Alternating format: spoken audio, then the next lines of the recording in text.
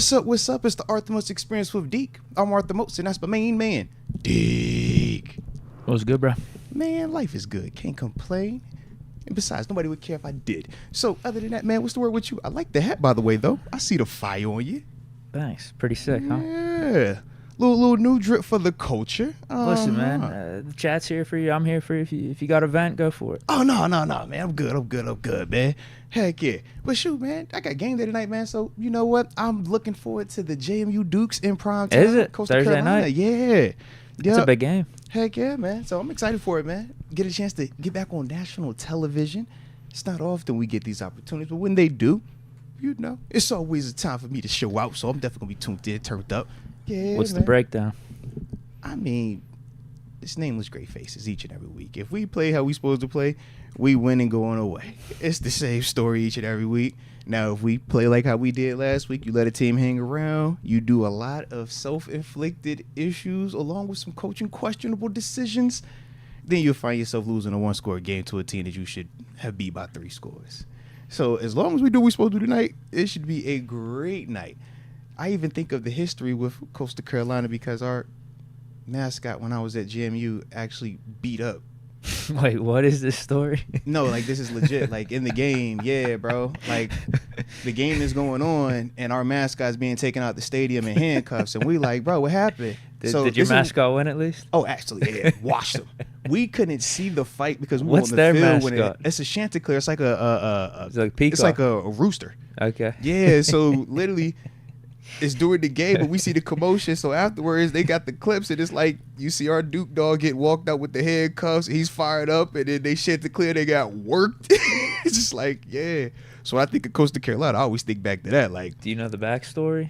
I actually Were they calling don't. out each other before the game? I actually don't. All I know is they said that Duke dog. That's awesome. They said Duke dog and him kept getting in each other's like space. It was on their side of the field too.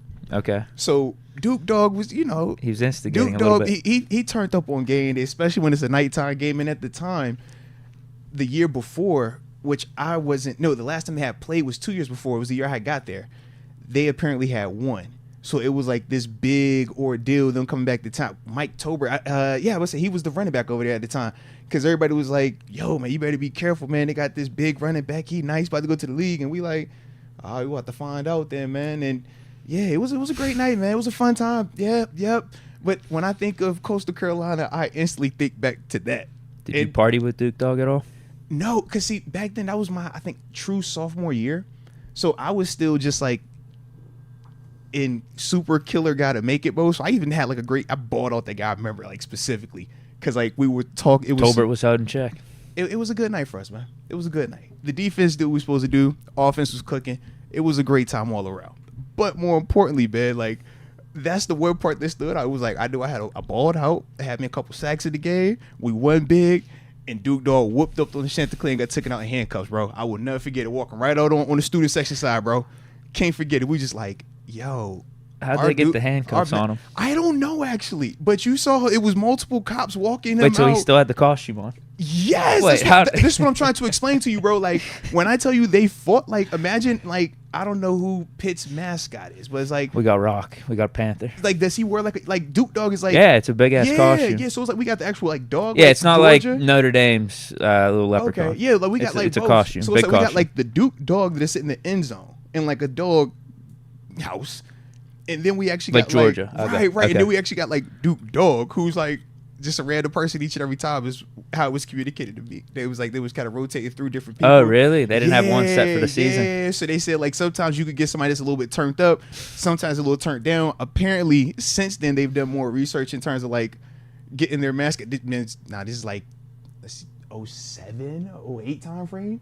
So a little bit different back then. Yeah. But yeah, shout out to Coastal Carolina, man. I'll never forget it, bro. I was like, yo, Duke dog washed him, man. But we for certain saw Duke dog in uniform and taken out. We like, dude, what? Yeah. Yep, can't make it up, man. Maybe the cops just have mascot handcuffs chilling in the back room, just in case for stuff like this. I've never even heard of actual mascots fighting. I thought it was like a concept that we joke about, that we might talk about. Oh, they probably definitely did it in the 70s, right? But like they really was rumbling. I'm like, bro, the mascots are fighting? They're like, yep, yeah. Bro, check on YouTube. It low key might still be a video of it because I know I saw a video. Duke Dog. Yeah, like DAWG. Yeah, like Duke Dog or DUKE and then DOG, just Duke Dog. Just leave it like that. Duke Dog fight Coastal Carolina, or Duke Dog fights Chanticleer. I don't know how you spell Chanticleer, but it's Coastal Carolina. Mascot. It might be up there, bro. Yeah. Let's see. Yeah. Wait. So what year was this for you? They're saying 2007. Yeah, that was my sophomore year. Oh, wow. Was my first year. We're getting a different perspective here from Wikipedia. Duke Dog was tackled by Chanticleer. And then he got whooped. A fight between the mascots and then ensued. He got whooped. Duke Dog inadvertently struck one of the police officers who was trying to end the confrontation. Hey. Chanticleer got whooped. Now, a cop might have got hit. Like I said, we didn't see that part. That's Wikipedia. Hit. The cop could have definitely got hit, but for certain, the Chanticleer got whopped. Wow. It was like, oh, sheesh. All right, let's go. That's incredible. Yes, yeah, bro. like this is out there. I told bro it was 07, my sophomore year, bro. Yeah, bro. What was the final score of that game? I felt like we won bigger than that. What was the final score? How long ago would have this been? 07. 07. So that's 17 years ago. There is something on YouTube right now. Yeah. 400. Make sure it's muted so we don't hear the volume, but no volume. They're saying it's saying 493,000 views. Bro. Here it is. Put that big screen that thing, man. Duke Dog picking with him, see? Duke Dog be trying for. Okay, yeah. So yeah. The Coastal Carolina guy tackles him. All right, here we go. All right, the cops getting involved. Wait, where's this doesn't make Duke Dog look good. Yeah, that ain't the Let it keep playing. That ain't it. It's only 50 seconds long. Yeah, that ain't what that Get him back. He's going back. I was about to say, I saw him like Duke Dog was the video's about to cut off, though. Yeah, Duke Dog was with it. He's going for the revenge. Yeah, I'm about to say, Duke Dog was with the fight I saw, bro. He done walked him all the way down. He is. Look at this. Show it. Come on, man. Come on, man. It's better not cut off. Come on. Yep, it did. Yeah, because I was about to say, bro, they get into it again, bro. And he puts some new cups. I was like, yo, what the heck is going on? But yes, dude. So always remember it, man. Back in, that's 07, man. Damn. 07. The fact that that's still out there 17 years later, bro. Yeah. I love it, man. I love it. That's a shame I didn't get to see Duke Dog get his revenge. No, bro. You see, he was stalking him. He was getting back. I was going to say, that know. ain't the one I saw. I saw him like going at it, bro. I honestly wish I hadn't seen the video.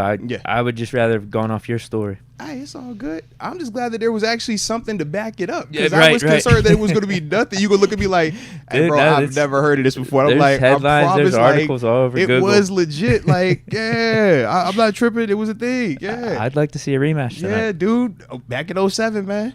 Yeah, so shout out to the Chanticleers, man. Shout out to Coastal Carolina. Do you play them pretty frequently? No, it was have you guys played them since then? Yeah, I don't think so, actually.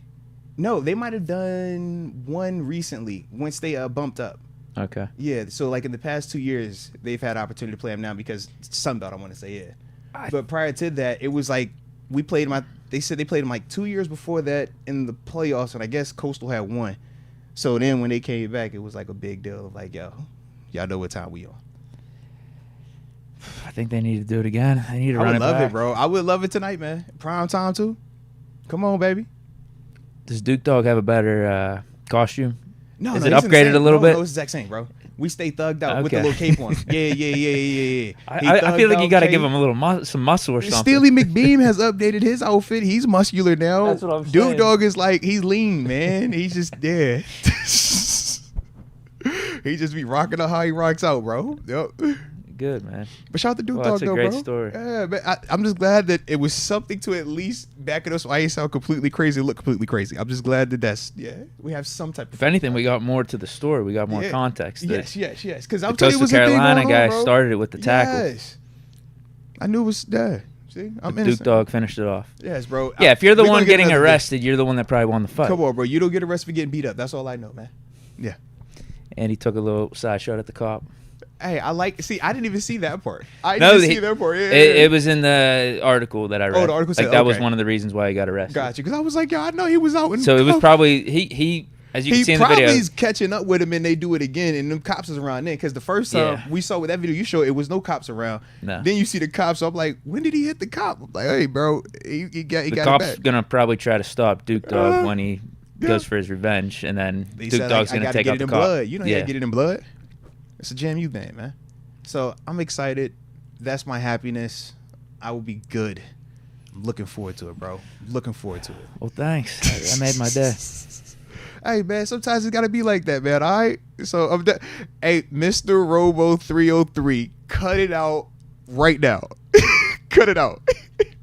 The homie says, bad game for Payton Wilson incoming because he's going to be the guest on today's show.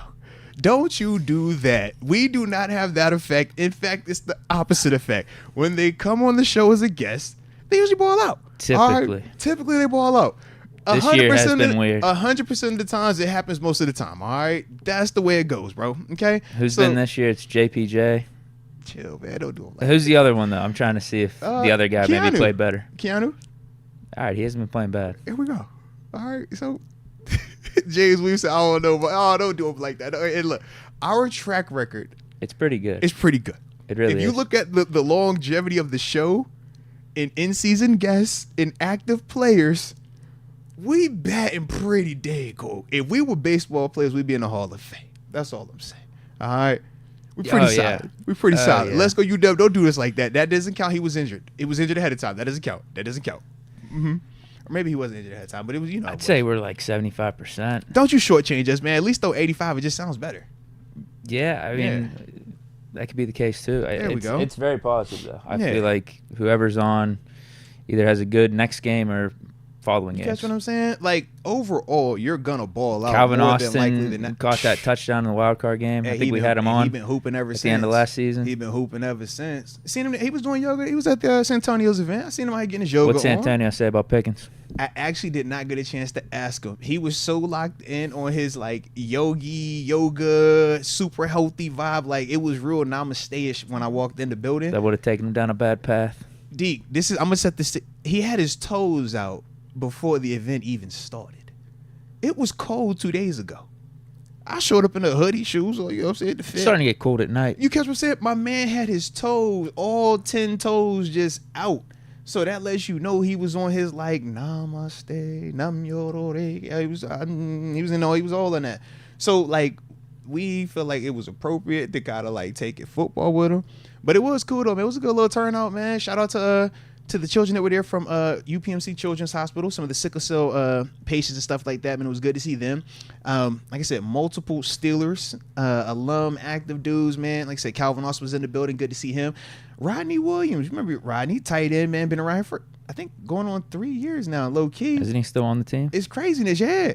I say, man, he was out there. It was good to see him. Of course, we had the OGs, C-Batch, myself, Did you Russell talk to C-Batch about Pickens? Not yet.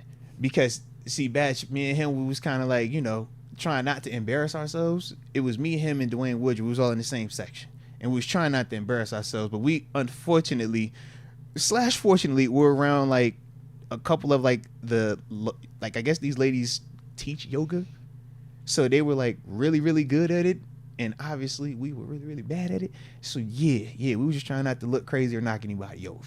But we're going to spin the block and talk because I need to talk to all of them about what we talk about. Because, yeah, it's real questions, man. We got real life questions. I wanted to ask them about Fields. I wanted to ask them about Russ. I wanted to ask them about GP. I wanted to ask them about, do we need to see? I need to ask about all that stuff. Yeah. How you feel about Arthur Smith? Like, is this good? Is this sustainable? Is it, flash in the pan? Like, what's the word? I didn't get a chance to talk about none of that. That was just literally just trying to breathe. Don't pull your hammy completely off by trying to touch this. I know this old lady over here is making it look super duper simple. Her leg is behind her head right now. It's all right, Moats. Just blend in. That was kind of the mindset, bro. Yeah, maybe we need a midseason check-in with Batch. We need to, bro. Trust me, that's heavily a part of the rotation, man. That's we definitely need to do that, man. I like it. But So what else? Though, bro, I'm trying to think, man. We're supposed to get. It's a possibility we might talk to TG. TG he don't hit me back all the way. He'd be big timey, bro. Well, they're telling me we got to hide this splitter either way. I got the new splitter too. Well, no, they're saying we got to hide it so we could protect Payton Wilson. Oh, don't do him like that. He's coming off of a season high game too. 9 tackles, bro. Balled out last week, man. Yeah, I think he's been playing good. Balled out last week, man. Come on, man. And I think this is different if we need to find a reason to just feel more comfortable about him coming on the show and that he's going to have a better performance than some people that have had, appearances on the show.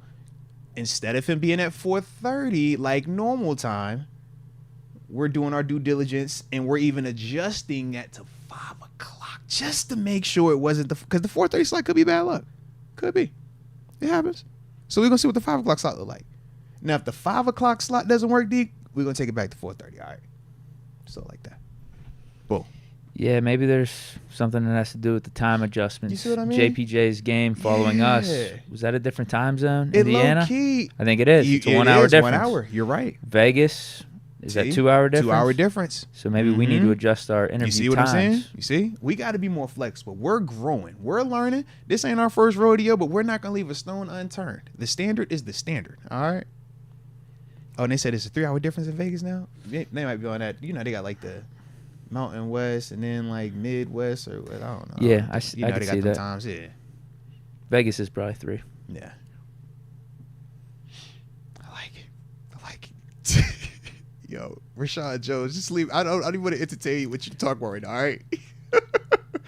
Yeah, shout out to you though, man, all right? But you funny. I do get it, but that's crazy. All right. Anywho, what's the word, man? Got a deep thought before we get into this thing? Because I'm all over the place, man. No, not really.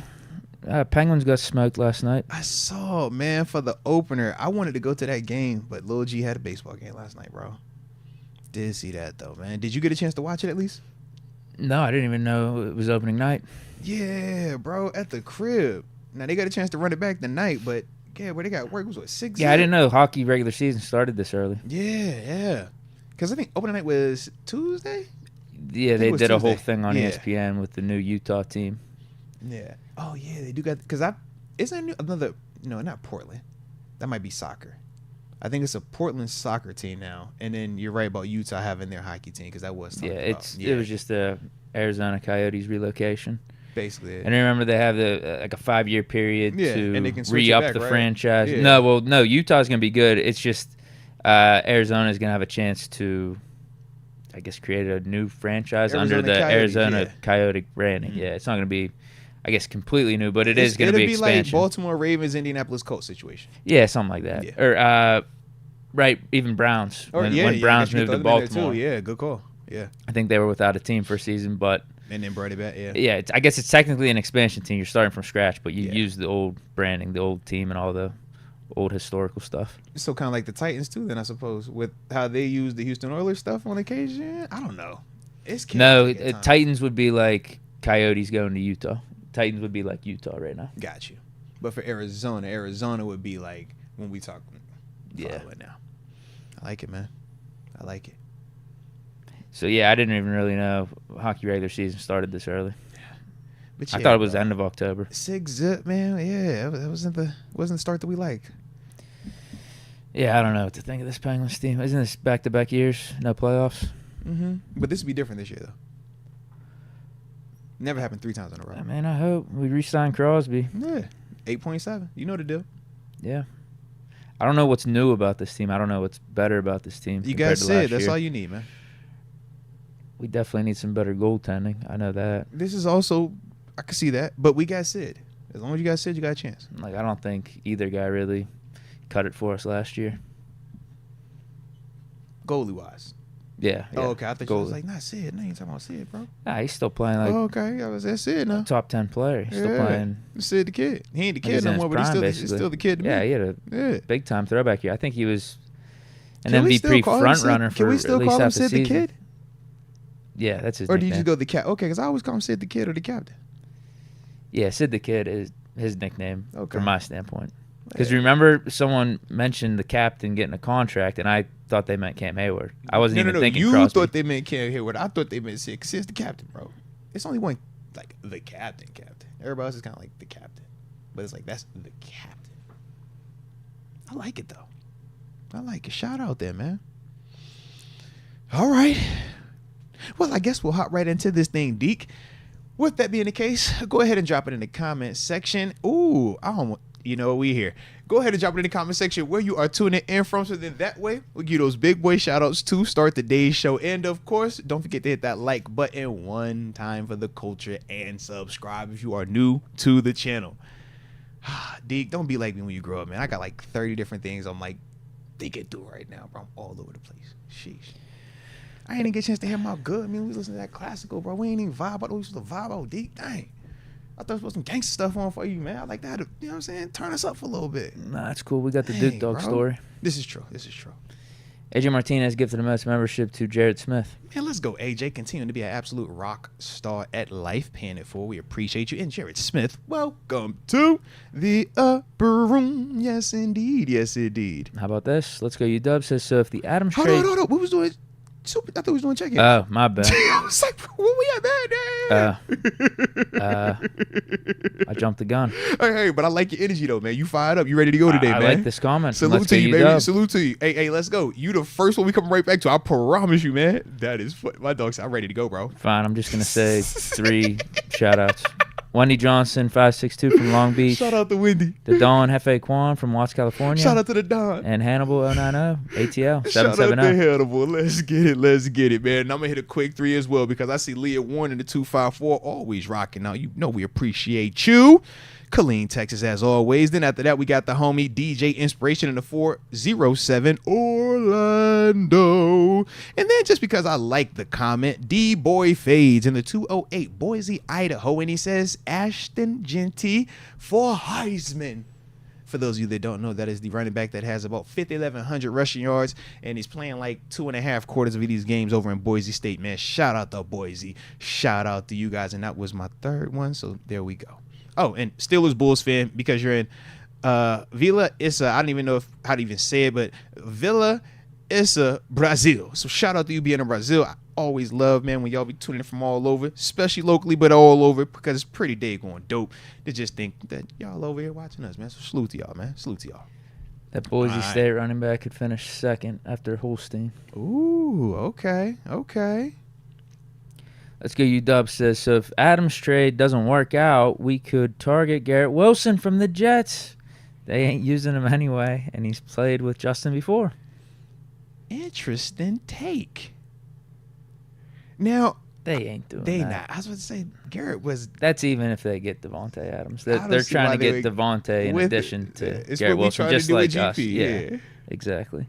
My man said, get ready. You gotta go get Garrett Wilson. What? I would maybe just try to get him before Devontae Adams. Right. If I knew he was available. I would say, I don't think he's available like that, right? No. I just watched the game, bro. Aaron Rodgers still trying to build that back shoulder fade with him like he Devontae Adams, bro. That man ain't going nowhere. But speaking of the Jets, though, did you see where Rodgers said that he had nothing to do with it? Yeah. Shout out to that, man. Shout out to that. Might be right because Hackett got relieved of his play calling duties. Yeah. So if Rodgers has the power that we think he does, I feel like Hackett would be getting more power as well and not get his play calling duties taken away. Yeah. So maybe. Yeah. Or are they taking these away just so that way we can get it to what they know it's going to be anyways? Rodgers. What?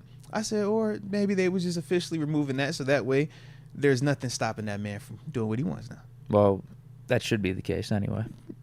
I know you believe that, yeah. In terms of him running the offense, yeah I trust him over anyone on that Jets coaching staff easily. Ain't nothing wrong with that. You disagree? All I said was ain't nothing wrong with that. No, you should be running the show. No, we just have different perspectives of like quarterbacks and like that type of stuff. That's all. So that's why I'm like, yeah, I get why you say it, though, 100%. Yeah. I just look at it like from like the player standpoint. I'm like, I bet you can't do that for 4 quarters. I already know what time it is, but I do get it because we've talked about this even with 7 before, man. If it was a different guy, Rodgers for certain is the best option right now. Well, that's what I mean. If it was Kyle Shanahan, right, it's different. Yeah, I wouldn't say that. I'm like yelling in the middle of coach play call like it's a whole bunch of just mess over there right now, man. AJ Martinez says, Dirty Shay Shay saying Coach T is not controlling the crazy horse / crazy house, a.k.a. the locker room. Steelers 37, 3 balls kicks, 10 field goals. Mascot fight. Ooh. We don't need a mascot fight this week. Who's Vegas mascot? Oh, that's Raiders. how Steven McBeam can earn his stripes. All right, let Steely get active then, man. Steely got to do your squabble, man. Run your 30. Never mind. Just have a good time. Just have a good time. I don't even, what is the Raiders mascot? I don't even think I've ever seen an official one. I just think of like mean black hole crazy people in the stands. Yeah, it's just all those guys in the black hole are the mascot. All right, that's what I think of. Kind of like the dog pound. Because I'm like, with Cleveland, I'm like, you got the Keebler elf. Yeah, I say it's a brown, and then I see the dog. So I just like, their mascot is dog pound. Yeah. Hunter Gaming, I decided to... Oh, but Shannon Sharp said that? Coach T wasn't controlling the locker room? I didn't hear it, but AJ Martinez is saying he did. Interesting. I'm not saying because I don't feel like that's the case. I think it's just one person. It's Arthur Smith, you said? No, it's just Pickens. I think he's the guy that has been rogue. Everyone else is. You think he's rogue? Fine. I didn't think he was rogue. I thought Pickens? Yeah, what did he do with a rogue? No, I'm just talking about the drama that constantly pops up from him. He's no drama. There's no drama around GP. What you talking about, man? Chill out, man. Ain't no drama around him, man. Come on, dude. He just be vibing out, bro. Yeah. Listen, I agree. You got to take your time with players and make sure that you have them at the back end of the season. We rotate everybody. I'm all for that. I ain't tripping on that at all. And Arthur Smith is in control of, snap participation. I ain't tripping on that either, but I get it, man. I get it. Ain't no, hey, man. There is no issues here. Stop it. Well, I'm hoping there's no issues going forward. Yeah, it's going forward. Why you gotta say going forward? It's just one band, one sound, man. Everybody, yep. I could buy into that. I can get with that. Can you get behind that? I can get behind that. I can buy into us not having issues. I would love for that to be the case.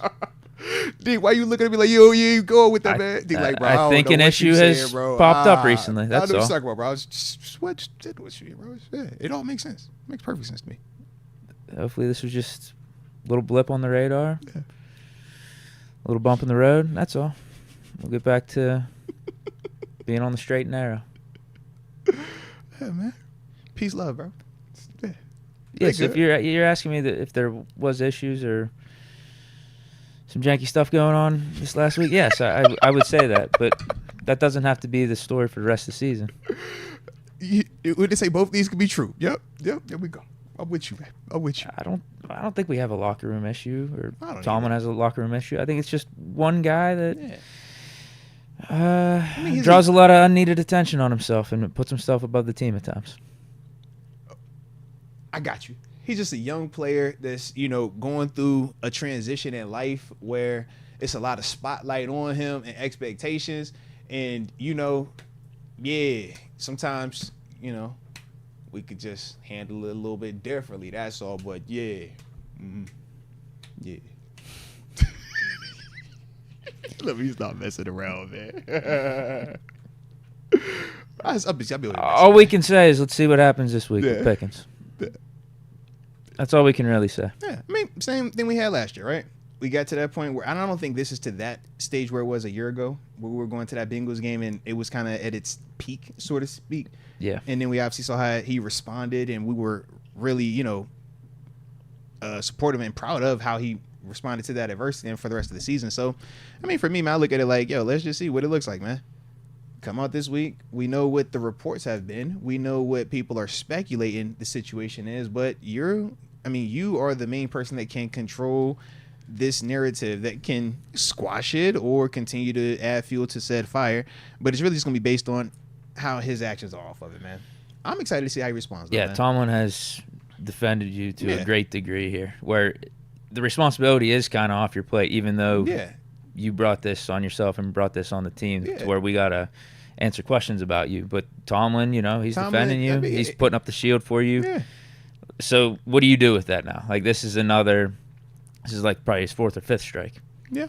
First one this season, but throughout his career here with the Steelers, this is probably the fourth or fifth thing that's popped up. That's fair. Ever since rookie year, there's probably was 2 or 3 times his second year. Now we're here. That's fair. More so hopefully you can prove Tomlin right instead of, it seems like every time Tomlin does defend you, you start to prove him wrong. Yeah. I think the other thing too is with GP, because obviously we was here with AB, and after the fact everybody kind of learned more so about what was kind of going on behind the scenes. I think the difference between AB and GP at this stage, though, obviously we know the production is different, but AB's issues hardly were ever on the football field.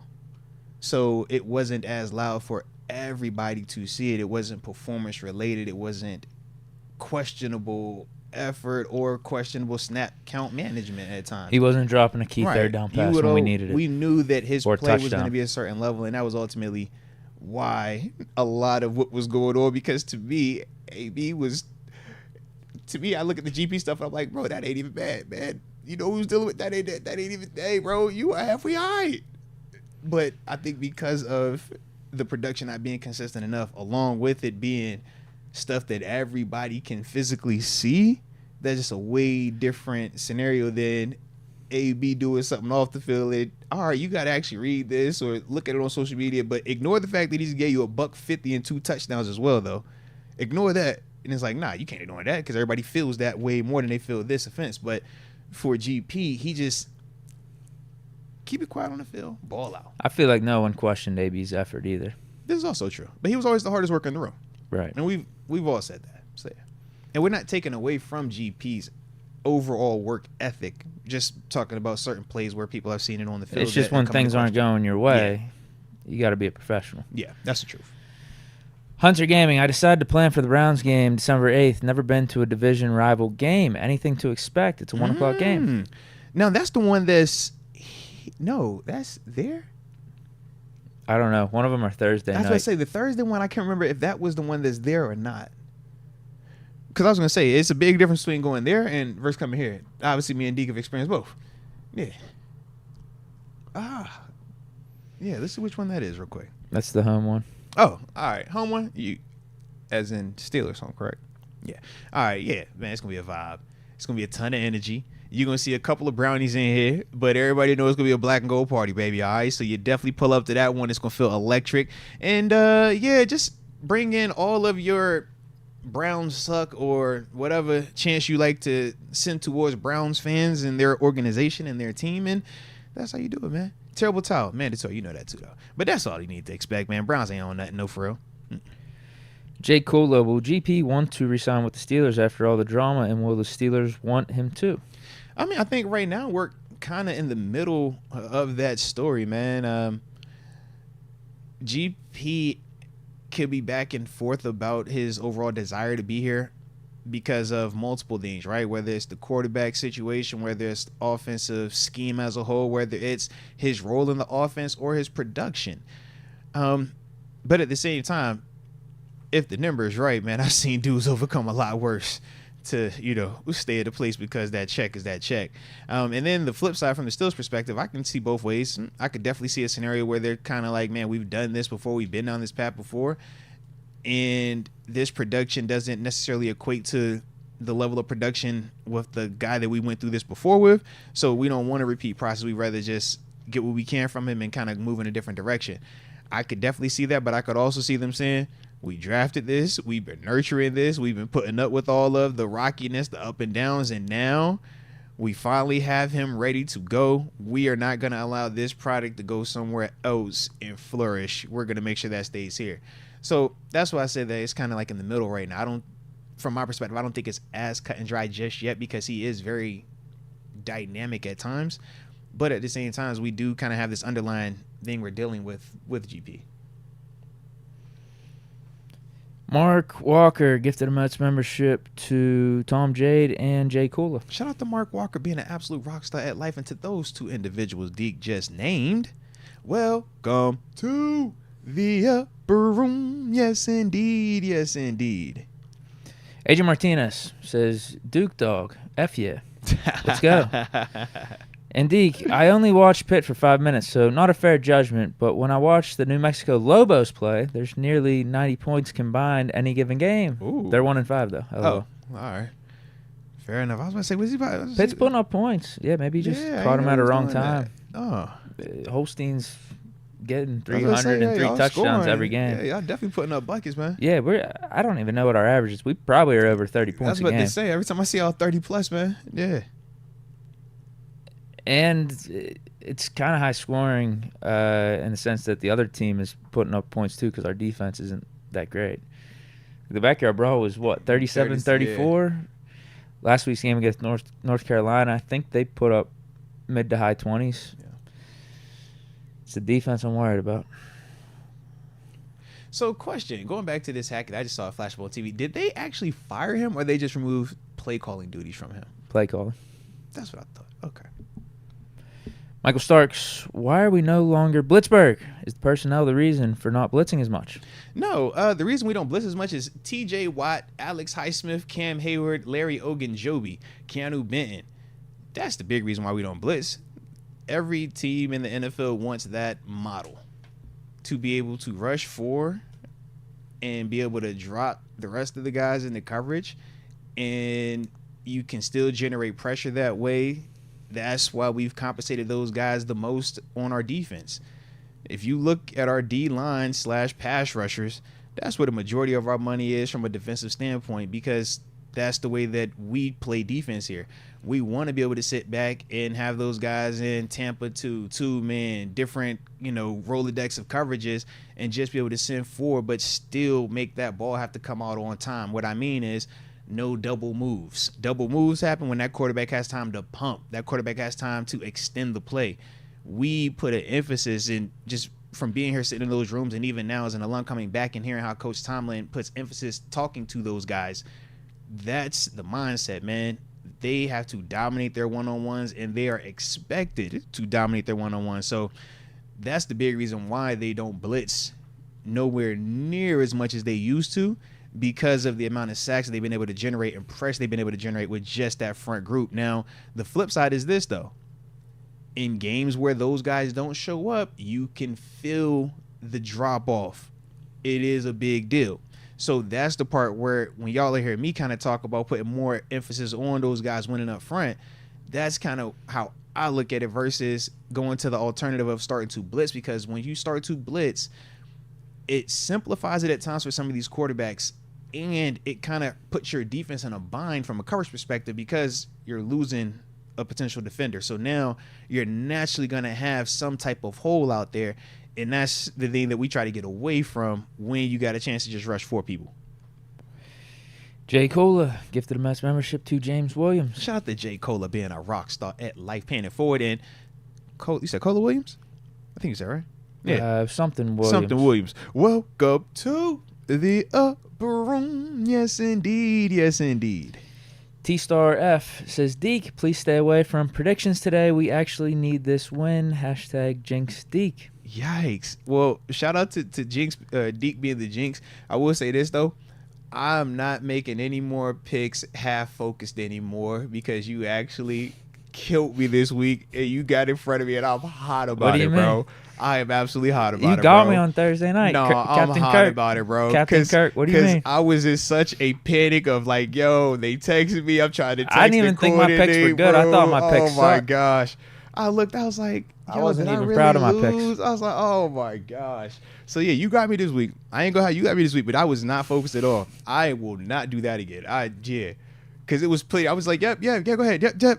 And in my mind, I'm like, bro, I ain't even listening halfway. I'm trying to make sure that I don't get in trouble. And I'm like multitasking, and you caught me, bro. You got me. I'm proud of you. You took it. You saw a weakness, Deke, and you took advantage of it. I didn't feel good about my picks. I'm proud of you, Deke. You did what you were supposed to do right there, man. No way. You saw a weakness. I thought you had better picks than me going in. No, it's no way you thought that, bro. It's no way you thought that. I didn't even know half the teams I picked. That's how bad it was. I was writing them down. I'm like, yo, I think I said this one. I don't even remember what the spread was, but I think I picked that one. Yeah, bro. You got me. Yeah, you got me. Deke. I like how you did it, though, bro, because you was smooth. You act like you cared, too. That was the funny part. You was like, you good?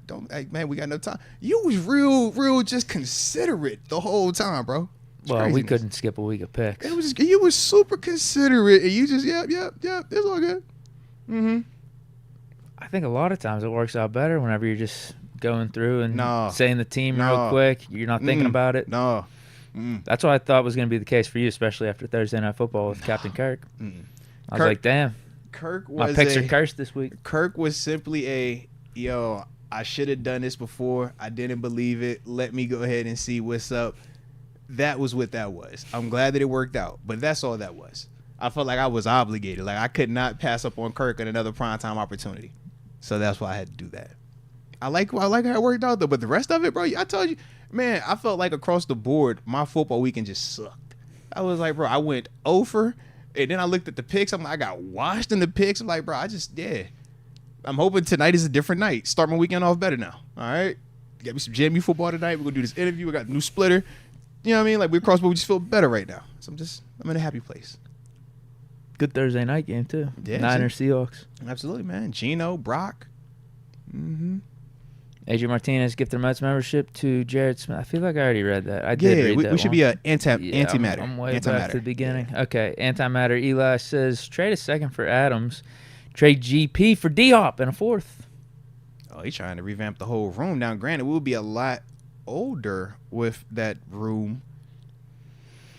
I like the proven production in that room, but we would definitely be a lot older in that room now, man. I think that's only if you believe Pickens is too far gone. Yeah. If you think he's going to turn it around, keep Pickens and just add Adams or Hopkins. Have the duo. Yeah. But, yeah, if you think this Pickens stuff's going to keep happening, then at some point it's got to just be addition by subtraction, unfortunately. Like a Claypool. Even though I think Pickens is way better than Claypool. But it's still the idea. Right. Even though I still don't feel like he's all the way to that. I don't feel like it's there just yet. I could see it getting it, but I don't think it's there just yet. The teammates defended him. That's what I'm saying. There was a Pittsburgh Post-Gazette article. I think it was Fryermuth, Darnell Washington, Calvin Austin. They all had high remarks for Pickens.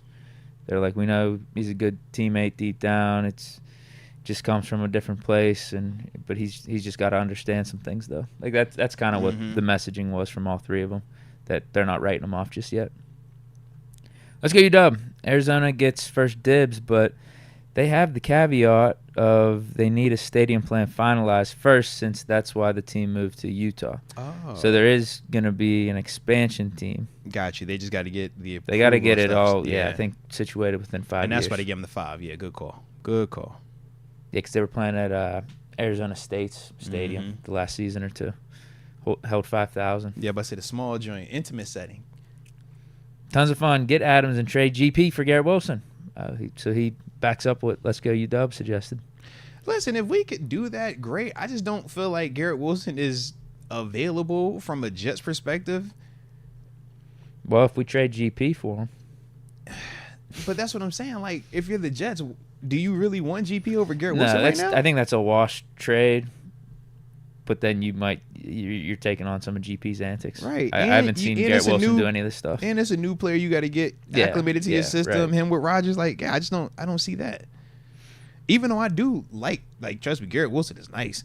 And I think I agree. I do think it's a wash. They both stylistically are different, but they both are super productive as young players when you're talking Garrett Wilson and George Pickens. So, I'm with you on that.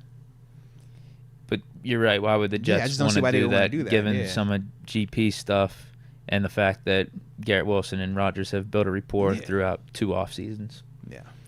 Michael Starks, why are we no longer blitz? Wait, I already read that, right? Bro, why am I seeing the same comments you're seeing, bro? Commented again. Okay, am I tripping? I'm not tripping. I'm seeing the same thing you're seeing, bro. Yeah. Michael Starks asked about Blitzburg, yeah. Well, I'll answer it again, man. TJ Watt, Alex Highsmith, Cam Hayward, Keanu Benton, Larry O, Nick Herbig. We spend and draft on pass rushers, dudes that can win one-on-ones, man. That's going to be the big thing for us going forward, man. We got to continue to win one-on-ones. Otherwise, we need to start spending money on $20, $30 million cornerbacks, $20, $30 million safeties, $20, $30 million linebackers, right? Because when we talk TJ Watt, 30, right? 30 a year. We talk Highsmith, that's what, he was 14, 15 a year, something like that? It was like teens? Yeah, I don't remember. Yeah.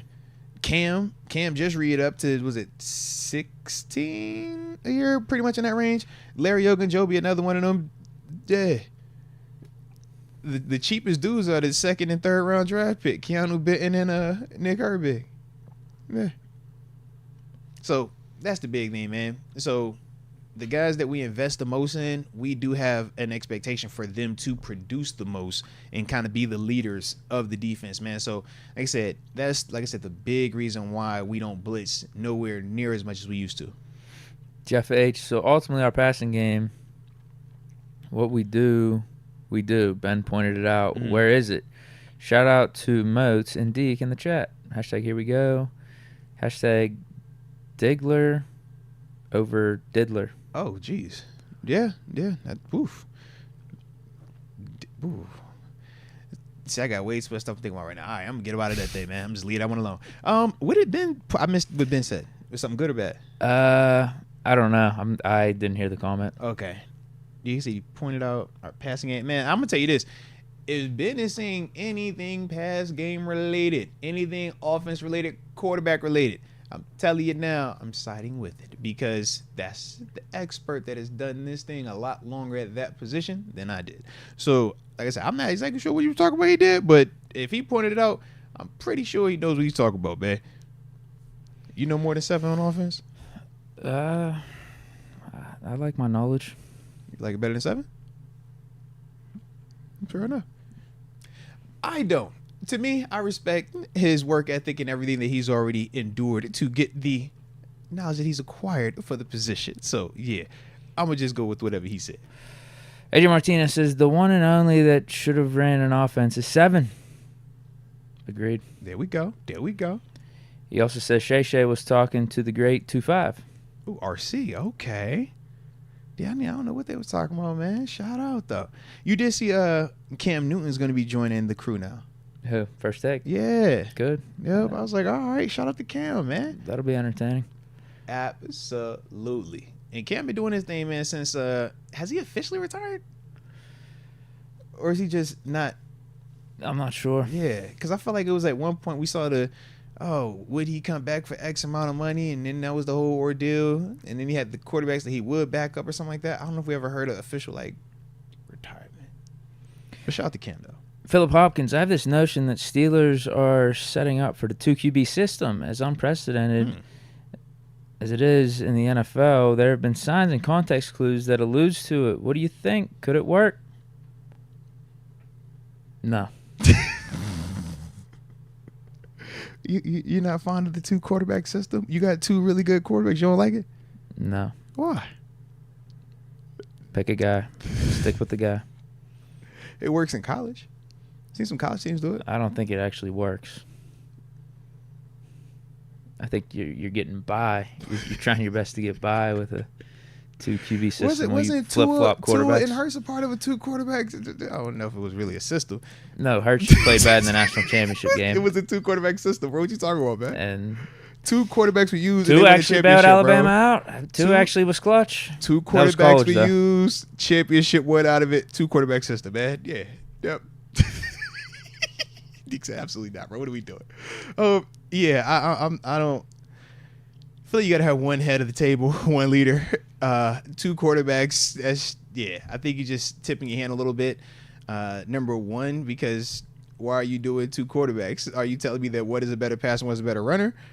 As a defender, I'm ready to pick up on that. And if you're the coach, you love when they kind of simplify it like that. Now, we know Justin is still capable, but if the intent behind it is, Rush, you throw deep ball better or you pass the football better, what do you think I'm going to play when I see Russ come on the field? Whereas with Justin Fields, we know his athleticism, his ability to run the football is at a higher, clip than Russ. So I'm going to play certain things that would kind of focus on taking that away. Whereas if you just have one quarterback out there the whole time, it's not as easy to kind of pinpoint the tendencies. Now, just because it's going to be a run, you still have to be able to stop it. You still have to be able to match up against it and stuff like that. But I do think that you kind of tip your hand if you're using 2 quarterbacks. It's even times where the 2 running back or multiple running back system can get a little predictable. I mean, we've even seen that at times with Najee versus Jaylen Warren. So not saying that it couldn't work, but I think that you make it a lot harder for you to have sustainable success going with the 2 quarterback situation versus a 1 quarterback guy. Corey Hewins, I pray for GP's mental health and that it's all well after all the blaming and hounding he gets from the media and fans. He's a young man, still growing. Allow the coaches and teammates to help mold him into a player/man we know he can be. Now, Corey, I'm with you. The problem is, man, people simply see the dollar sign and they say, I do not care about any of that stuff you're talking about because you get paid X amount of money, act like it. You get paid X amount of money, you're a role model. You get paid X amount of money, act like you're the 35-year-old dude that's, married with kids that done this for a whole decade. Act like you know what it's like. Bro, it's not realistic at all. But for a lot of people that haven't really experienced it or been close to it, their perception around his youth or having grace towards him having to grow up, it's not going to be the same. I mean, you can have people that are going to bring up, well, I don't get that type of grade. I got to do this and I don't get paid half of that. So shoot, if I could do it, he could definitely do it. It's easy to beat out. All you do is play the game. So that's kind of what you deal with, especially when you're talking about some of the media people out here. Obviously, we know what fans just fans, man. We hyped up. So I'm with you though. But he's built for it. He played at Georgia. He been all world since high school. Yeah, at some point though, your actions are your actions. That is also very true, man. You can't keep making excuses for it. Because at what point are you still young, life-wise or even NFL-wise? Like, we can do what I kind of do when I'm trying to give grace and say, let's not put a limit in terms of the age number on it or how long he's been in the league. But at the same time, that's just me trying to show grace to a dude that we are fond of and plays here. If he was somewhere else, might be a different perspective. So I do get that part, what you're saying 100%, man. Yeah, because I feel like your intent or your heart could be in the right place. Yeah. But at the end of the day, it's what your actions are. I think that 100%. in a way define you. I'm not trying to get all philosophical here or anything. Listen, Deke, you speak about language. I'm an actions first guy. The words are cool, but what your actions saying, man? Yeah. AJ Martinez gifted a Moats membership to Jay Farrow. Shout out to AJ being an absolute rock star at life, and Jay Farrow. Welcome to the upper room. Yes, indeed. Yes, indeed. Hey, Deke, so we got about 7 minutes before we're supposed to talk to Payton Wilson. So I want to take a quick break real quick, all right? Number one, do you think he's going to call on time? Who? Do you think he's going to call on time? Yeah. Yeah. I mean, because we always be playing that game. Do you think he's going to? Yeah, he will. Right. Okay, so he's definitely going to be an on-time guy. So with that being the case, I think we'll go ahead and do this now then, because Deke, we said we were on our quest to get to 50,000 subscribers for the channel. We're at 49,000, right? And we've been making these increases in subscribers on the way to 50,000. And we said for every 100 subscriber increment that we surpass getting up there to that 50K mark, we're doing another giveaway, all right? So last time, the homie Deke picked Rashawn Jones and Tom Jade. I finally got all your info. Y'all stuff is getting sent out. But we most recently just crossed the 200 mark. So we're going to do 2 more giveaways. And just like we did last time, the random picker, the way that this works is Deke. You see this guy right here with the cool hat. You see the ripped up, got the arms on him and everything, right? He just randomly picks 2 people out the chat, all right? It's simple as that. So if y'all have any negative things to say, y'all just shift it towards him. But if y'all speak nicely to him, say things about Pitt, don't bash me trying to appease him. You might have a chance to get something, all right? Now, last time, it's the giveaway. What are your guys' thoughts on the Bills? We're doing this. See, don't even throw that negativity out there, all right? Listen again, guys, all right? We're going to do another one, and it's a signed picture, signed copy of the book, all right? That's what we're doing for the first 100 to 200. So we right in a nice spot. But yeah, say nice things to Deke without being mean to me. Please. All right. That's the best way to get it. And y'all got like 6 minutes for him to choose somebody. All right. 6 minutes. Well, you don't have to choose him right now, but I'm saying like we got about, okay. Yeah. So as long as I pick the person before the call. Yeah, because Peyton's going to call. You know what I mean? Okay. You got some time. You know what I'm saying? But I wanted to get it out there. Y'all hit that like button while Deke is processing this information. And there's one comment I'm really liking here. Don't you do that. And I already see the comment you're talking about. Don't even act like that, bro. There's a few. It low-key is. And I'm about to start screenshotting y'all, all right? Ethan, I can't believe you, bro. That's crazy, actually, man. I thought that y'all cared about me. Oh, okay. Shout out to Ethan. Ethan does care about me. I was like, Ethan, I thought you cared about me, man. Don't be doing me like that, man. Yeah. Lewis is funny. You know what? I got to pick this one. From Antimatter Eli. Oh, okay. He said Josh Allen is nothing compared to the GOAT, Ben. See, why you won't play? Like, that's actually crazy. Why we have to be slanderous? Like, what's that, bro? Why we gotta be slanderous? Where's the positivity? All right? I think we gotta reward good art. Where's the positivity, man? Where's the positivity at? Where's the positivity, man? Jeez. Shout out to Anti-Matter Eli. That phrase was just crafted in a way that it really hit me. Jeez Louise. Made me shed a tear, actually. Oh, is that right? Yeah. He could have just been like, yo, 7's the guy. It just left it at that, man. We would all be like, yep, you're right, bro. And double like that. You know what I mean? You don't have to have the second part of the statement. That's all I'm saying, man. All right, I'll read the super chat and sift through some of these comments and pick another one. JClips247 said, Tony Dungy said today on Pro Football Talk that he was at practice today and said Russell Wilson was with the scout team and throwing against ones on defense. Yes. He said the coaches and defensive guys were impressed. Yeah. Thoughts? No, that's how it's supposed to be. Absolutely.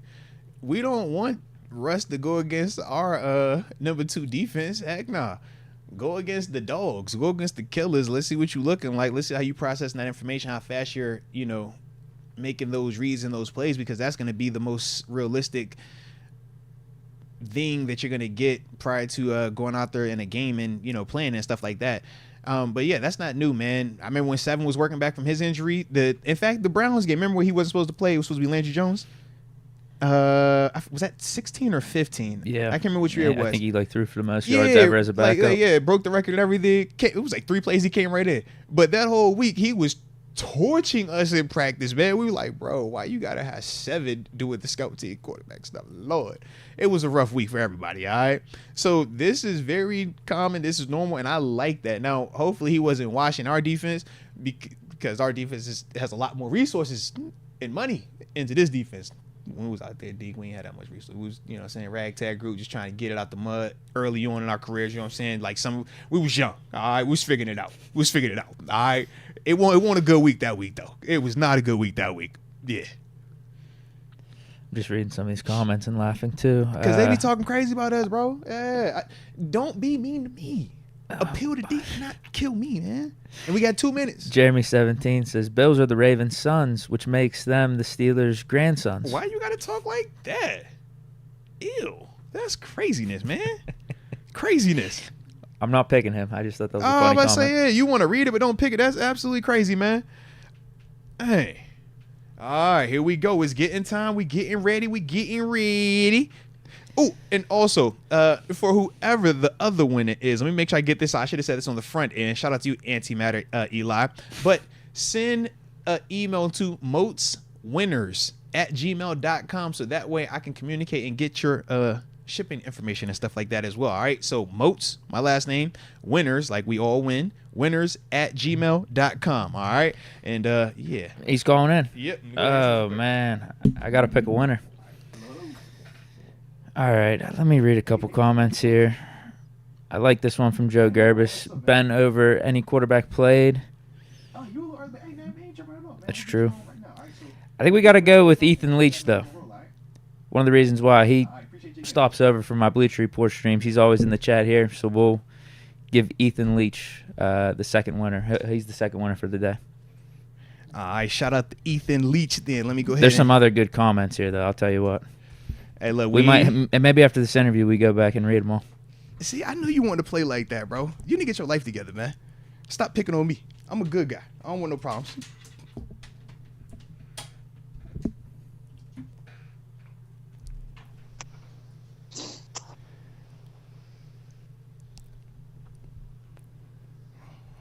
All right, you got me over there? Yep, you can hear me good? Oh, yeah. Heck yeah. Perfect. All right, let me get this intro real quick because, ladies and gentlemen, boys and girls, we've been talking about him. You know we've been hyped about this dude since he's joined the Black and Gold. But the Steelers took him in the 3rd round, 98th overall selection in this past year's draft out of NC State. I'm talking about that 2023 Butkus Award winner for the nation's best linebacker, the Bednarik. All right, I think I said that like the nation's best defender. And he was obviously the ACC Defensive Player of the Year. I'm talking about none other than number 41 linebacker for the Steelers, Payton Wilson. Payton, yeah, man. Thanks. Yes, sir. Thanks for having me. No, without a doubt, man. First off, man, it's great to talk to you again and stuff like that, man. Heck of a start to the season, though, for you, man. How have you been adjusting to the NFL level versus the college life, man? Oh, it's a blessing. I just got to thank Jesus Christ for just allowing me to be in this situation. Every week is a blessing. I feel like each week, Sunday comes around a little faster. Each week it's starting to get in a rhythm. It's flying by, which kind of sucks a little bit, but no, it's going good. Each week you learn a little more. You take a little more notes from guys, and you pick things up, and you feel like it slows down each week. So it's been awesome. Can't thank Coach Tomlin, Coach AC, Coach TA for having the trust in me. It's just been unbelievable. No, without a doubt, man. As we're watching you, we're like, yo, this dude is picking it up faster and faster. I know I'm watching you on tape this past game versus the Cowboys. I'm like, yo, he backdoored things, making the plays. Oh, he feeling himself, man. But yeah, heck yeah, man. I mean, but speaking of that, you did obviously have your season high 9 tackles versus the Cowboys. Just talk about it. Like, how is the game starting to slow down for you? Because watching you preseason to now, man, you do see the uptick from you, man. Yeah, of course. I mean, I think a lot of it is, changing the mentality from obviously in preseason, those first few games, you want to make sure that you're doing your assignment, showing the coaches that you truly understand the playbook, whatever they got out there, whatever they give you, making sure you're at your landmark, making sure you got your guy. But I mean, as games get going on, you start to play ball, you start to pick up things, and you start to get back to the speed and the play that you like to play at. And, I think that's what's happening. And, credit to E-Rob and PQ for just, kind of taking me under the wing and, getting me up to pace fast. And, when I'm out there, it's not like I'm getting babied or anything. I either have to know it or I get off the field. So, and that's the way that they approach it. That's the way that I approach it. And it's just been helping me so much each week. No, that vet life real like that, man. Hey, you better know it. Yeah, otherwise you don't get this rep. Yeah. Right. Yeah. Of course. Now, I listened to a couple of your interviews before hopping on here, and it seems like you're a pretty loyal guy. Going back to your college recruiting, you're from North Carolina, and you decided initially to go to UNC and then ultimately went to NC State. Oh, man. So, am I right in saying that your loyalty is part of the reason why you picked schools in North Carolina over offers from Alabama, Ohio State, who else? Notre Dame, a bunch of big name schools, man. Heck yeah. Is that true? Can you take us? Yeah, can you take us behind the story there? Yeah, kind of. First off, we can't be knocking NC State like it's some dope school, Wait, what do you mean? I mean, we got players, too. Look, shout out to Mario Williams. Shout out to John McCargo, man. Yeah.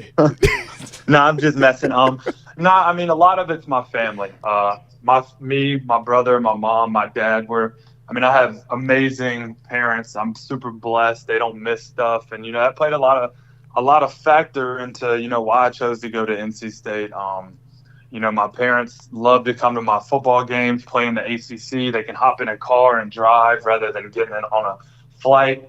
And when it comes to loyalty, obviously everybody has a chance to leave in college, but it was never a thought in my mind. NC State was home, and it's just. Loved being around my family, loved NC State, loved the culture. It was very similar to how it is here, and I just wouldn't have traded it for anything else. Man, that's actually awesome to hear. I mean, obviously we know, and it's not a bad decision one way or the other, but we do hear a lot about guys, taking the next opportunity. Man, I can go to this school, let me transfer, let me leave. But to hear you say, nah, man, that was never even a thought. I was going to stay here. That's actually pretty cool, man. Yeah, I mean, I'm not that I'm old school or anything. I'm obviously young, yeah. But I got into college before NIL, Ooh, okay, yeah, respect.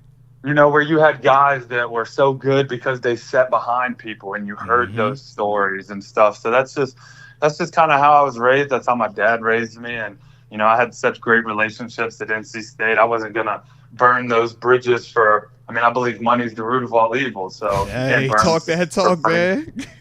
So. Wait, am I wrong? Did you pick UNC first? Yeah, I did. I was young though. What happened? I need to hear the story. When you say young, how young we talking, man? I think I was just going into my junior year of high school. You got the early off. Yeah, so I'm 20. When I tell you I could hop in my car and drive 15 minutes and be at UNC's campus, wow. It was just kind of fell in love with the closeness of it, the school, and I had some friends that went to school there, but just kind of backed off and assessed the situation, and just kind of it's kind of young to be making a life-altering decision, but I feel like I eventually made the right one. So no, I like that. That's interesting right there. Well, you definitely made the right one because it got you here to Pittsburgh. So speaking of that, could you take us through your NFL draft story? Were you expecting to go when you went? I know it was a lot of talk around you, man, kind of being potentially a higher draft pick, but we know the injury stuff. So what was that experience like for you? Yeah, it was different. It kind of goes all the way back to the combine. I get to the combine coming off the year I just had. Know that I'm going to go to the combine and have an amazing combine just because of testing numbers. And then on like that fourth day when we do the medical or whatever, like we go, you know how it goes. You sit in that room. There's those doctors in there. Poking project 32 different times. Yep. Yeah, I get on the table and they're like, this guy don't got an ACL, And I like literally look at the doctor. And I'm like, are you sure that you have like my file, you know? Because like I have tore my ACL before, but I haven't had problems with my knees since 2018. Yeah.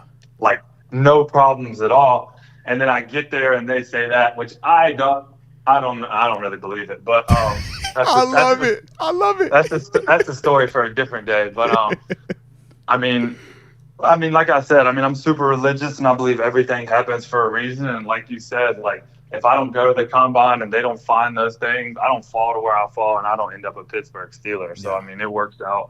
It worked out beautifully, I couldn't ask for a better situation. Yeah. And I heard that confidence too. He said, I wasn't worried about the testing. I already knew I was going to do that based off the numbers. Yeah, the testing is just testing, so. Yeah.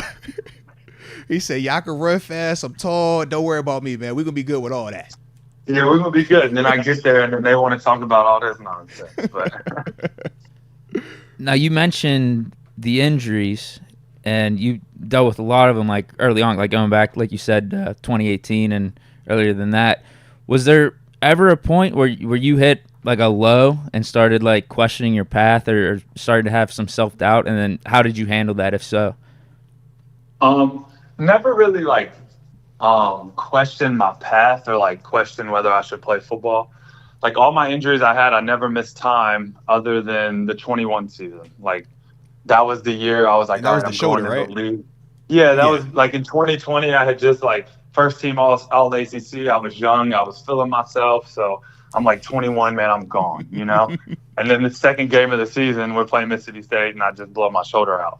And then I felt sorry for myself for a little bit, but I got over that, realized I was wasting time feeling sorry for myself, and, got right back to work and just the love of the game and just the progress that I was. Yeah, you go through injuries, but at the end of the day, like, we're in 2024. These doctors going to do what these doctors do, and they're going to get me back to that field. Let's go.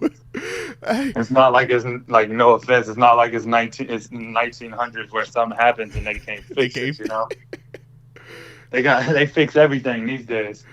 I'm not going to lie. I love that mindset. I don't think I've ever heard somebody have that mindset when he say, yo, the doctors are here now, man. The science, you know how much money doctors make? Man, the way that medicine is, man, they're going to get you fixed up. They're going to get you right. Now, Deke had brought up, the injuries, and you talked about not missing anything. I was a little bit upset because I wanted you to go back-to-back, man. Wrestling state championship. I seen you won it in your junior year, 220. What's up? Yeah, man. that was the plan. Won it junior year. That was going to go back, and, I would have won it senior year, and then, just ended up getting hurt that senior season of football season. And, me and my parents just decided, like, it's probably not the best treatment in the world in Hillsborough, North Carolina. So we went to NC State and we enrolled early and we got to it. No, I respect that, man. Definitely respect that. Shout out to your parents too, man. I got good parents, man. Shout out to my parents. Heck yeah. What is your favorite part about Pittsburgh and least favorite part about Pittsburgh? My favorite part about Pittsburgh, I just played in a Sunday night football game and I got to see Renegade at night. So that's probably my favorite thing about Pittsburgh. Now there's good people here. There really is. I really haven't had bad experiences with people. My least favorite thing, and nobody take me wrong on this because y'all probably got the same thing. These roads are confusing, man. These roads, you take one wrong turn and you 20 minutes away. Yeah, it's a wrap. Yeah, and you can't get off. No exits. A lot of hills, too. Yeah. I mean, there's no complaints. It's great people, great food, and obviously the best football in the world. So what can I complain about? No, respect on that. I'm going to just tell you, I've been here now for my 10th year. I complain about the traffic. Not the traffic, the construction. There's always some type of road work going on. Some type of road is going to be closed, and it's definitely always going to inconvenience you. So I go to the same place every single morning, and I come back to the same place every night, and I use a GPS just because I don't know. Because one time I could go home and it's going to take me 30 minutes to get home, and the next day it's going to take me 12. You just never know. That's a fact, man. That is a fact. And we get done every day at 5, so I hit rush hour every day. Oh yeah, you in the heart of it. Yeah. You already know what it is. Yep. But now, respect on that, man. Now, I want to go back to your last year at NC State. We said in the intro, man, you won the Butkus and the Bednarik, right? Nation's top linebacker, nation's top defender. At what point in your final season there, man, is it starting to come to grips like, yeah, I'm that dude, man, and there isn't a dude in this nation that is playing better than me right now? Like, did that hit you at some point in season, or was it season's done, you kind of reflecting back at the award ceremony? Like, how did that work out for you? Man, if you could have seen me last season, first off, them trophies don't, I mean, obviously, I already know, talk it. Yep. You know, like, I could care less. Those trophies are at my dad's house. My dad loves those trophies, you know? Yep. Dog, we were supposed to win the ACC championship and didn't last year. So I didn't really care about none of that. Like, at the end of the day, for me, it was like, what more can I do? Yeah. Right? Like, not like, it's never a fact of like, man, I'm making all these plays. Where's my teammates? It's like, yo, how can I get us over 10-3? Like, how can I get it? Like, how can I not let us lose to Louisville 13-10? Well, third game of the season. Got 100 tackles every game. I'm like, yeah, he's a machine. That guy is. He's everywhere. Try to be. Hey, that's why up to the NFL is a little different, man. I'm used to people missing more tackles, so I can get one or two more. Get the clean people up. Making tackles up here. Hey, people making tackles. You got to get the JOP. All right, just jump on the pile and celebrate. Put a finger up. Payton Wilson on the tackle. Just get you an assist, something like that, man. My teammates in college, they used to hate me for it. I told them, I said, if there's a pile, just be wary. I'm jumping on it. Facts. I'm jumping on it. What are your thoughts on the ACC right now? Because I'm a Pitt grad. I'm a big Pitt fan.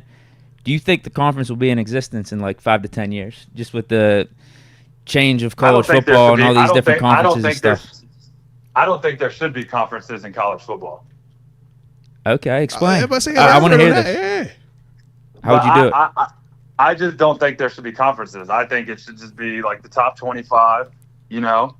And then, because, like, I think that your championship games outside of what, like, obviously there's a 12-team playoff, but in the past, people that went to championship games were, you know, getting screwed because they were in a championship game and they might have lost. Yeah. And there's all this stuff. But the ACC right now, if the path that it's looking, your question, no.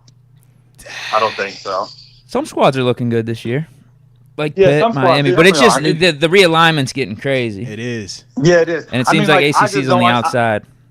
I don't understand how you call it the Atlantic Coast Conference and NC State's playing Cal and Stanford. I mean, just call it the United States Conference or something. True. Yeah, Pitt plays Cal this week. Yeah, it's crazy. Do they go to Cal? No, they're coming to Pittsburgh.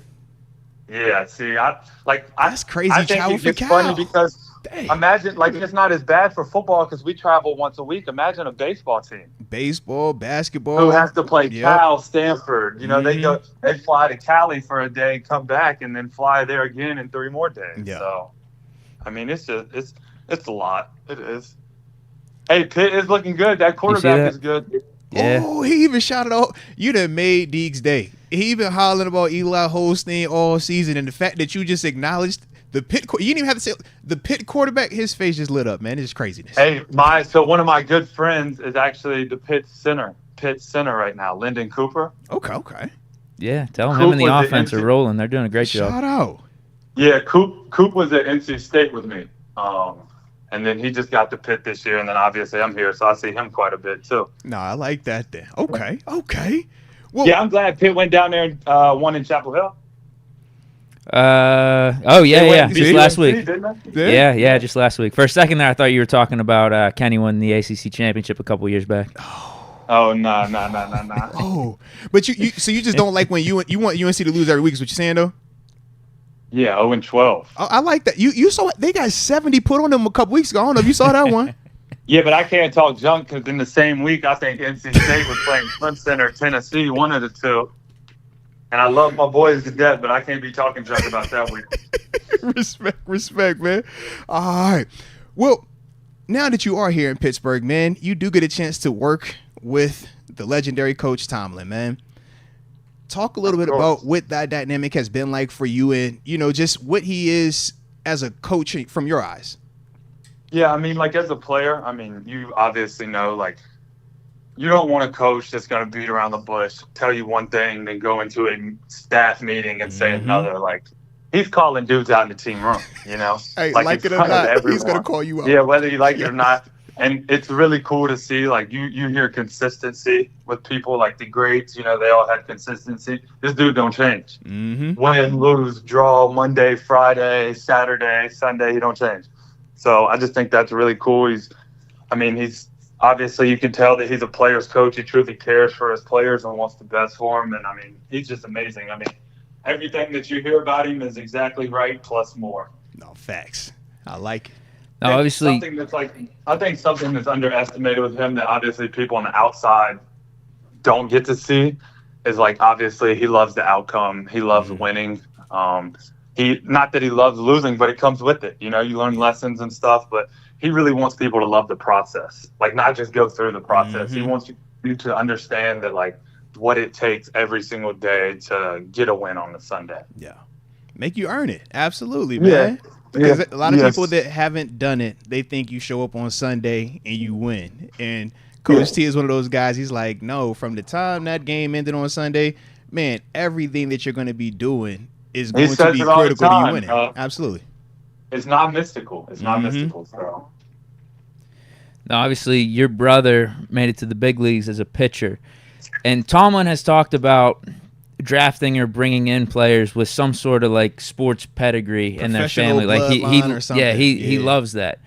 And can you explain, like, I guess what you have learned from your brother? Like, what specifically has he done to help you get ready for the big leagues? Because again, like I said, Tomlin talks about it, but whenever he does, it's kind of more in generalities. But like for you and your path, like how has your brother helped you become a pro? Yeah, I think one thing that's like really underrated with my brother and how he helped me is, like, my brother got drafted out of high school, so he was 17 years old with, I mean, millions of dollars to his name. Wow.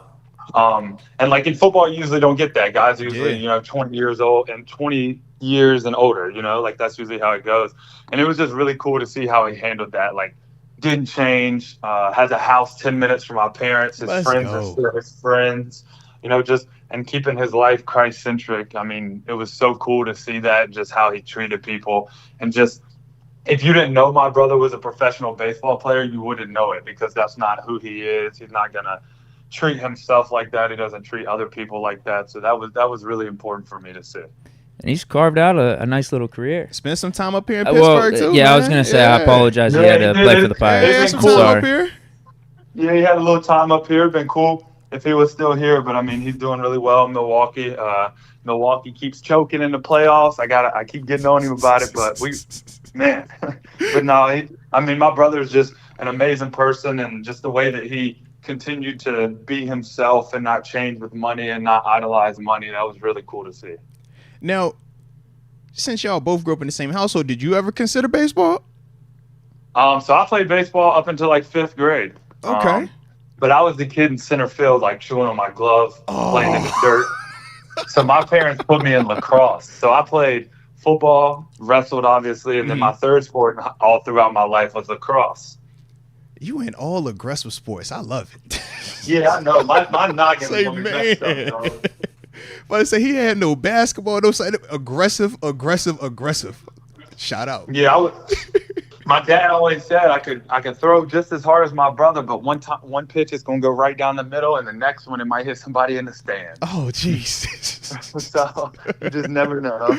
No, respect that, man. Hey, you in the right spot there, man. Because like I said, we glad that you here rocking out in that black and gold. Yeah, of course. Now I know you're early in your career, so we could do this two ways, man. But I want to know, man, whether we're talking professionally or at your collegiate level, man, do you have a favorite play from your career or something that kind of stands out a little bit more from you on the field?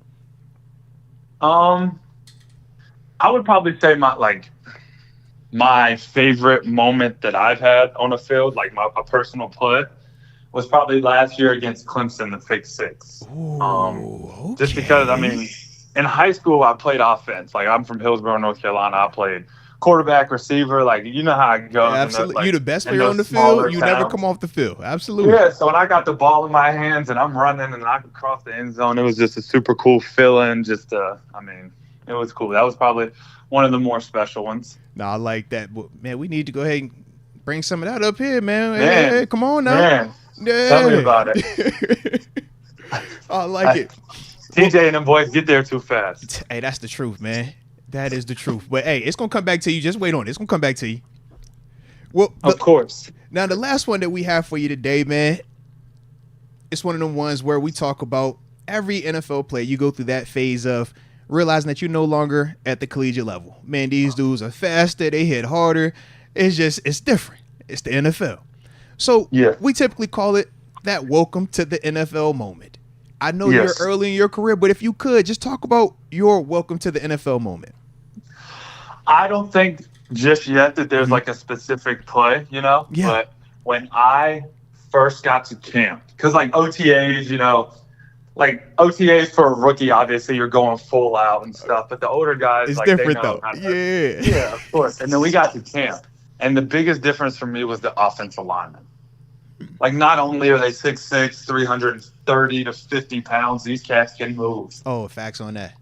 Like, they're running screenplays, and the offensive linemen are running with the running backs. So I'm like, when are they slowing down, you know? But they're not. It's just like someone like Zach Frazier, who's just like a freak, you know? Like, could probably pull a tire off a car just because. Like, I mean, and he's also super athletic. It's super cool to see. It was really shocking. Because, like, when you come out of college and you're getting drafted and stuff, you know, you like to think of yourself as some, like, athlete, you know? And then you see some of these cats and you're like, dog, my genetics ain't nothing. Like, how are you 6'7" and run that fast still? That doesn't add up. Yep. Yeah, it's ridiculous. No, respect on that, man. Well, Payton, that's all we have for you, man. But we appreciate the heck out you taking some time to get on the show with us, man. Like I said, we big fans of you, man. So keep doing what you are doing, man, and wish you nothing but the best going forward. Yeah, thank y'all so much. Y'all have a good rest of the day. No doubt, man. Appreciate it, bro. All right, ladies and gents. That was Payton Wilson right there. Linebacker for the Pittsburgh Steelers, rookie Another good linebacker. one. If y'all enjoyed the interview, hit that like button one time for the culture and subscribe if you are new to the channel. Bro, I like his energy, bro. I ain't gonna lie. I was already a fan, but yeah, I rocks with his energy, man. For sure. What running back do you think he was talking about that was running as fast as the lineman? Don't you do that. Do not do that. I knew you were going to. I was like, nope, I'm going to ignore that part. It's just going to go to the second part of it. Yep. What do you guys think, chat? Yeah, no, don't you do that. What's your It guys' was opinion? a lot of running backs that were in training camp. It was a lot of running backs in training camp. Okay? So there we have it. It's a lot of running backs in training camp. Yep. All right. But with that being the case, you did say Ethan Leach was the second winner, correct? Yeah, he's always in our chat. He's always in the chat, and then okay. he even hops over whenever I'm doing Bleach Report and drops some comments. So I'll give the man some respect. No, respect on that then. There were some other good comments, though, if you want me to read them. We could go back and read them because I got it. Like I said, I'm waiting on this situation. What's going on with TG? When's he calling in? TG just texted me, but I was getting a phone call because, you know, we got the crib. We taking, you know what I mean? So I'm getting house calls all the time. So I can't. Is the house done? Not yet, but we're getting very, very close. So with that, it gets really chaotic. I got pool guy call. Well, if you want to do that, I'll read some of those comments. I'm not about to do that right now. Hey, man, how much charging for the pool again? What you say? All right, can you come over to the door? Nah, I got the meeting in the morning. Oh, you're doing a call. Yeah, I was going to say, if you got a text. No. I'll read more comments about Ben being better than Josh Allen. About, like, most people like, bro, I'm going to get to y'all, but you know what we doing. Hey, let me punch the clock for a little bit. You know what I'm saying? They think that I just be sitting back, don't do that. Because, you know what I mean? It's like, nah, man. Me and Deke, man, we grinding. We building. You feel me? Yeah. But that's why I haven't had a chance to see. Because TG definitely just sent a text. But I got to let this phone situation check. Let me see. All right, you talk for a little bit. Let me go get this situation going over here, man. All right, yeah. So he's good. So we got him in 20 minutes. Okay. So, yeah, that's at 45. Cool. All right. So good there. Owen Richardson says Pickett is more clutch than Lamar. He might have more game-winning drives to his name. I'll say this: Lamar might have some of his offenses and teams and games off to better starts than Pickett. I'm going to say there's a reason for that. There might be a reason that Pickett is more clutch. I don't want no parts of it, bro. I'm going to stand up out of it, man.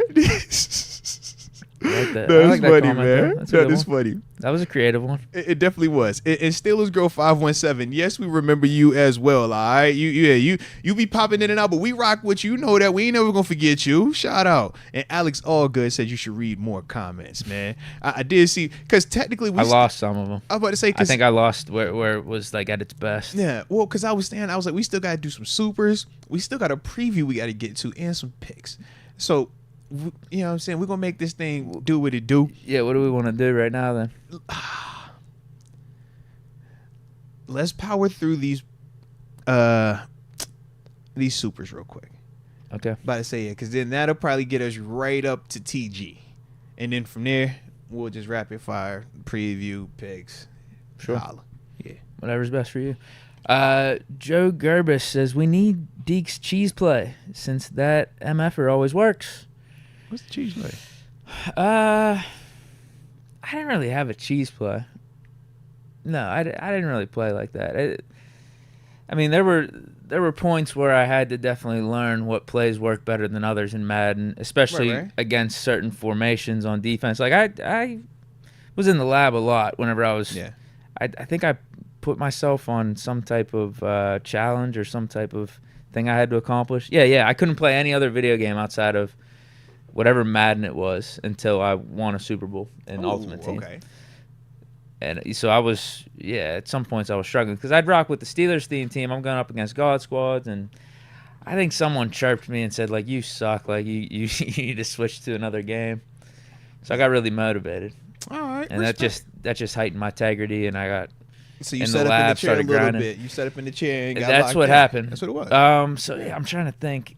The one run play I love running. It's out of a trips formation, 3 receivers off to the left, and then a tight end on the right side, and then you're in the shotgun with your quarterback. I just love doing inside zone out of that formation. I like that. It's easy to read the defense, easy to read man coverage, zone coverage. You could motion dudes. You can even get out of that formation to some bunches. So that, I mean, maybe that's what he's talking about. I like doing inside zone runs. Okay, shout to the inside zone then. Yeah. Russell Schwartz says, my daughter was born on October 8th, 2024. 6 pounds, 15 ounces, 20 inches. Let's Everleigh go. Rose. Shout out to Everleigh Rose, man. Shout out. Happy born day. Hey, congrats to you, Russell, and congrats to Mama. Hopefully everybody's healthy, good to go, man. That's dope as heck, man. Love that for you, baby. Love that for you. Man, I just went down memory lane with all that Madden talk. Oh, I thought you were saying memory lane about this getting a baby. I didn't know what you was going to go with. Yeah. No. Because you said it right after we was talking about, little Everleigh Rose. No. You sure? No. I mean, we know you got alleged baby mamas out here. I don't have a family. I don't have any kids. I see Glow. I see Amber pop up on occasion. I don't know if you've told them to not to visit you at work anymore, or don't visit while we on the show, because I haven't seen them in a minute. That is true. But they used to pop on the regular, bring you lunch and everything, huh?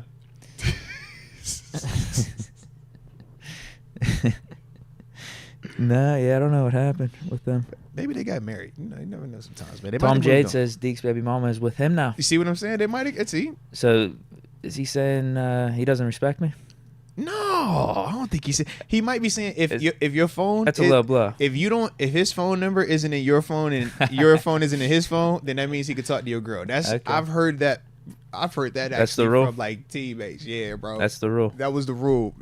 Teammates told us that rule was like, yo, if his phone number isn't in your phone, then yeah, y'all can talk to whoever y'all want to talk to. But if his number's in your phone or vice versa, then that's your man's. You can't do that if that's your man's. But that was how it was communicated. So I'm just passing it on, bro. Yeah. It's free game for Tom J. Yeah, he said free bro, game for the chat, I guess. He said, Deke, man, I ain't got your number in my line, bro. Hey, that's both our girl. That's what he said, man. Yeah. Justin Gordon says, love and respect to Moats, Deke in the chat. Yo, Moats, nearly at 50K subs, over 600 shows. Does craziness, set man. Upgrade for the show make it too much like work? Not really. I look at it like this, man. We are always planning on just improving. Like, that's always my mindset. So even with the new spot, like, I kind of talked with Deke a little bit about what we're doing over there, but it's like, yo, it's going to be a way nicer just scene, man, and give us a lot more ability to do more stuff, man, and just continue to grow. But yeah, that's always been like my mindset with it, man. So it's funny when we'll be able to get Pickens in studio to talk about some of this, that's the type of stuff we want to do. Yeah, you know what I mean? Would we do that? We could definitely attempt to. My only thing is now is the timing, because once again, we do everything live, but our live time is, as you can hear with Payton, they fresh out of practice sometimes. Will the Steelers let Pickens do that on a week like this? Not on a week like this. No, not on a week like this. Definitely not on a week like this. They are controlling all that media that's coming out of there. You see, he only talked once this week, right? He was like, yo, you're going to talk? All right, get up out of here. You're done. So they control that. But yeah, man, that's the thought process, man. We're always, like I said, trying to make it better, man. Nicer for the viewers as well, man, because it is a group effort, man. But yeah, man, that's definitely something. And it never feels like work because it's a passion. I think that's, me and Deke, we done talked about this plenty of times, man. It's like, if you find something that you actually enjoy doing and then find a way to monetize it, man, it's a great situation, because you truly never feel like it's a burden. Like, I enjoy watching football. When I wake up, I watch all 22. When I'm going to sleep at night, wifey sleep, I throw on some all 20. Like, I love this. I'm a junkie to football, man. I love the fact that now this football, I'm getting Thursday, Friday, Saturday, Sunday, Monday. The only 2 days I ain't got is Tuesday and Wednesday. That's it. I love ball. So yeah, it never feels like work, man. AJ Martinez says, happy birthday to the new baby. Yes, sir. Heck yeah. Yes, Congrats. sir. Yes, sir. That's big time, man. And then they turn 18, Deke, and they get boyfriends. And you're just like, oh my gosh, how do we get here, bro? And they start talking about college and then driving. And then the other one starts growing up, and they start talking about, oh, well, she wears makeup. Can I wear makeup? And you're like, no, you can't do this. And they want to have a phone. And they got a phone, and they got a little boy that likes them. And you be like, yo, why you gotta like her? Why you gotta like him? Why you gotta like anybody? Just like Jesus and me. That's it. Your family. Simple. You catch what I'm saying? Learn from Payton Wilson. Jeez. Very Christ-centered, he said. You see what I'm saying? Like, man, love Jesus. All right, Jesus and mommy and daddy. You don't need to lay no boys. But. AJ Martinez gifted a Moats membership to Joe Garbus. I'm sorry. No, the Jew said Moats just had a midlife crisis. I low key vented for a second. I apologize. Is that what you had to get off your chest earlier in the show? No, but that'd be just a part of my day to day. But that was not it. No, man. But I'll be wigging out sometimes. Let me just, you know what I mean? Let me have my moments. All right, I'm back. But yeah, shout out to AJ Martinez and the individual that Deke just named. Welcome to the upper room. Yes, indeed. Yes, indeed. Mark Walker gave us a total of $8. Shout out to Mark, man. We appreciate you from the heart, two separate baby. Super Chats. No, respect on that, baby. Yes, indeed. AJ Martinez asks, Deke, is the band on YouTube? Ooh, fat pappy. No. We don't have a YouTube channel right now. We still are awaiting our first single to drop. So, coming soon is what it sounds like. Coming soon. Like I said, I think you could just keep pushing back whatever dates we're supposed to be releasing stuff. So when was the single supposed to drop? Wasn't that in the summer? Yeah, then it was like August, and it's all right, bro. So the single might not drop till 2025, so that means the album's probably pushed back to 2028 at this point. Ye, Kanye, Hove, Drake, Future. We're building up the demand. Yeah, Kendrick go years in between albums. Like, bro, this is normal artist stuff, man. You just ahead of the game. Most people wait a couple albums in before they get like that. Y'all just up to date. Ain't nothing wrong with that. AJ Martinez says Deke wants Stigler Jr. Whoa. Stephanie Lovin Madden. Whoa, that's a OG. That is a OG name right there. Man. Shout out to Lovin Madden. If you know, you know. That was a movement too. That was a time. That for certain was a time, man. We had a couple. Let me get these real quick, man. It came in a little earlier. AJ Martinez said, "Send GP to me. He needs to see the darkness." Maybe he's talking like the ayahuasca stuff, like how Aaron Rodgers does. That's what he's probably referring to, right? I can see that, man. I can definitely see that.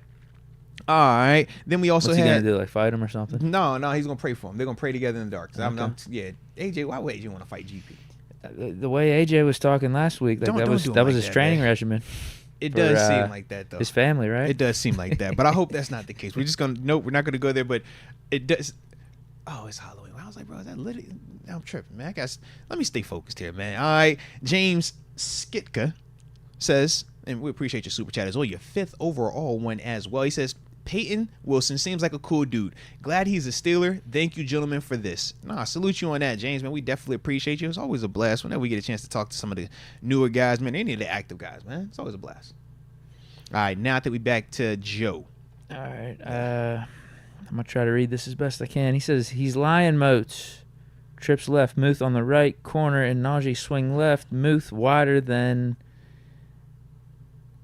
Oh, my God. Hey, yo! I just caught what he said, too. Oh, man. Shout out to Joe, bro. Shout out to Joe. I just caught what he said. Shout out to Joe. Yeah. Do you want me to read it? No, you don't have to read that. You could... Well, we are hour and 36 in, so it is a little different. Go ahead if you want to, bro. But that's actually funny. He says that Ben over any funny, other quarterback ever. There we go. Yep, there we go. He spelled it wrong. Yeah. I mean... You caught what he was saying, though. Yeah, it took me a few minutes. Yeah, and then I was like, what is that? I was like, oh, got you. Yeah. Man. I can't like it, but I like it. That was clever. That was pretty clever, Joe. Shout out to Joe. Malva does it. Hey, Moats, need that upper room yoga mat. Give me one. Oh, respect. So, yes, what Malvo Does It is talking about, we said we did Santonio Holmes' yoga event. Was that Tuesday? Yeah, Tuesday. And I took a picture of what I was using my yoga on. Deke, I've never had my own yoga mat. And I randomly, probably 2 years ago, when we were doing all the merch and stuff, I was like, man, let me throw the upper room logo on a yoga mat, bro. So I had an extra joint here, and it just so happened that we did yoga, and it was perfect. But I'm glad that Malvo actually liked what it looked like, man. So shout out to you for that, Malvo. You know what, Malvo? Send me an email on moatswinners@gmail.com. All right, moatswinners@gmail.com. And we're going to get that situated for you, all right? Because I like the fact that you want one of them yoga mats with the up room. All right, shout out and you up room member anyways, man. But shout out because I did see that you also said you needed to re-up after seeing the picture, so I appreciate you doing that as well, man, for the heart. All right, but yeah, man, I'll make sure I say you one of them yoga mats. All right, I'll have to go get that thing situated, but we getting one. All right, you definitely getting one. King Whooper says, had my first kid on Monday at 25. When do I get 8 hours of sleep again? Future Steeler linebacker. Oh, you ain't getting no sleep. JF as quarterback. We not hitting panic after 2 L's. Can't hit panic after 2 L's, man. Let's go. We got Steelberg saying, stack the box, 1st and 2nd down. Send the blitz on 3rd. How can the Steelers prevent this formula from stopping their offense? Let's talk about it. All right, stack the block on 1st, 2nd down. Send the blitz on 3rd. The formula is one or two things. You know they're going to stack the box. You have to either execute your blocking assignments better. Now, granted, it's a little bit more challenging when they stack the box. So the flip side is match your personnel. If you know they're going to try to stack the box, give me 13, give me 12. Make them have to be uncomfortable and run it that way. But at the same time, the flip side is you could go with the other method, right? Let me throw the ball on 1st down. Let me throw it on 2nd down. As long as these are completions, this is a great mindset. The problem is when they are incompletions, now you're looking at 3rd and 10, and you're going to invite even more blitzes, even more pressure. So that's part of the mindset between some of the runs, some of the quick games, some of the play action stuff that you see between first and second downs. But a lot of what I think that we could be doing more of, I think we're a little handcuffed at times due to some of the injuries that we've had, not just in the backfield, but on the offensive line as well. Now, we'll see now that Seumalo is back, another game under his belt. Do we start to see a little bit more of a settling of the offensive line versus how chaotic it's been realistically since going into week 1? I mean, it was supposed to be Troy, and then that was you could say even the week before that, because that's when we got the info about Herbig. So since 2 weeks before the season even started, we haven't even had the same offensive line, So I think that that's also played a part into why we call what we call and how we're kind of doing it, because it's not just about do you trust Justin, it's not just about do you trust these receivers on the perimeter. It's like, yo, can these offensive linemen make these type of plays, man? And do they understand what we're asking of them to do in certain concepts? So that's the part why I also would say for this year, part of why the formula is, in terms of defenses taking advantage of it, that's part of it as well. AJ Martinez, just as long as you stay Diggler and stay away from Diddy and Tay-Tay, you and your band be good. I'll give GP some of the Tyson Toad. Whew. All right. I think Taylor Swift would be a great addition to our band. That would be pretty dope. Yeah, no Diddy. No one wants Diddy around. Stay away from that. But Taylor Swift, I don't know. I think AJ Martinez has a vendetta against Taylor Swift. I don't know, bro. I'd be scared every time. I'd just be scared. I'd just be over here just like, I don't want to get trouble with it. I'm just nervous. Yeah, I'd sign on for Taylor Swift being a part of our band. With all due respect to our lead singer. I was about to say, how's your lead singer feel about this, man? Jeez. Yeah, he's just going to have to play guitar then. He sings and plays guitar, but he's just going to have to. So you saying that Taylor Swift sings better than the lead singer? Put a name on it. What's his name? Since you said that Taylor Swift, we say Taylor Swift full name. What's your homie name? Who the singer? What's his name? I'll tell him about it after this. I don't got to put him on blast here. That's something I'm going to handle behind closed doors. Oh, I hear you, Coach. Coach T. It's not something I want to air out for everyone to hear. That's something that we'll handle. Keep that in-house. I like it, man. Keep it in-house, man. I'll handle that in-house.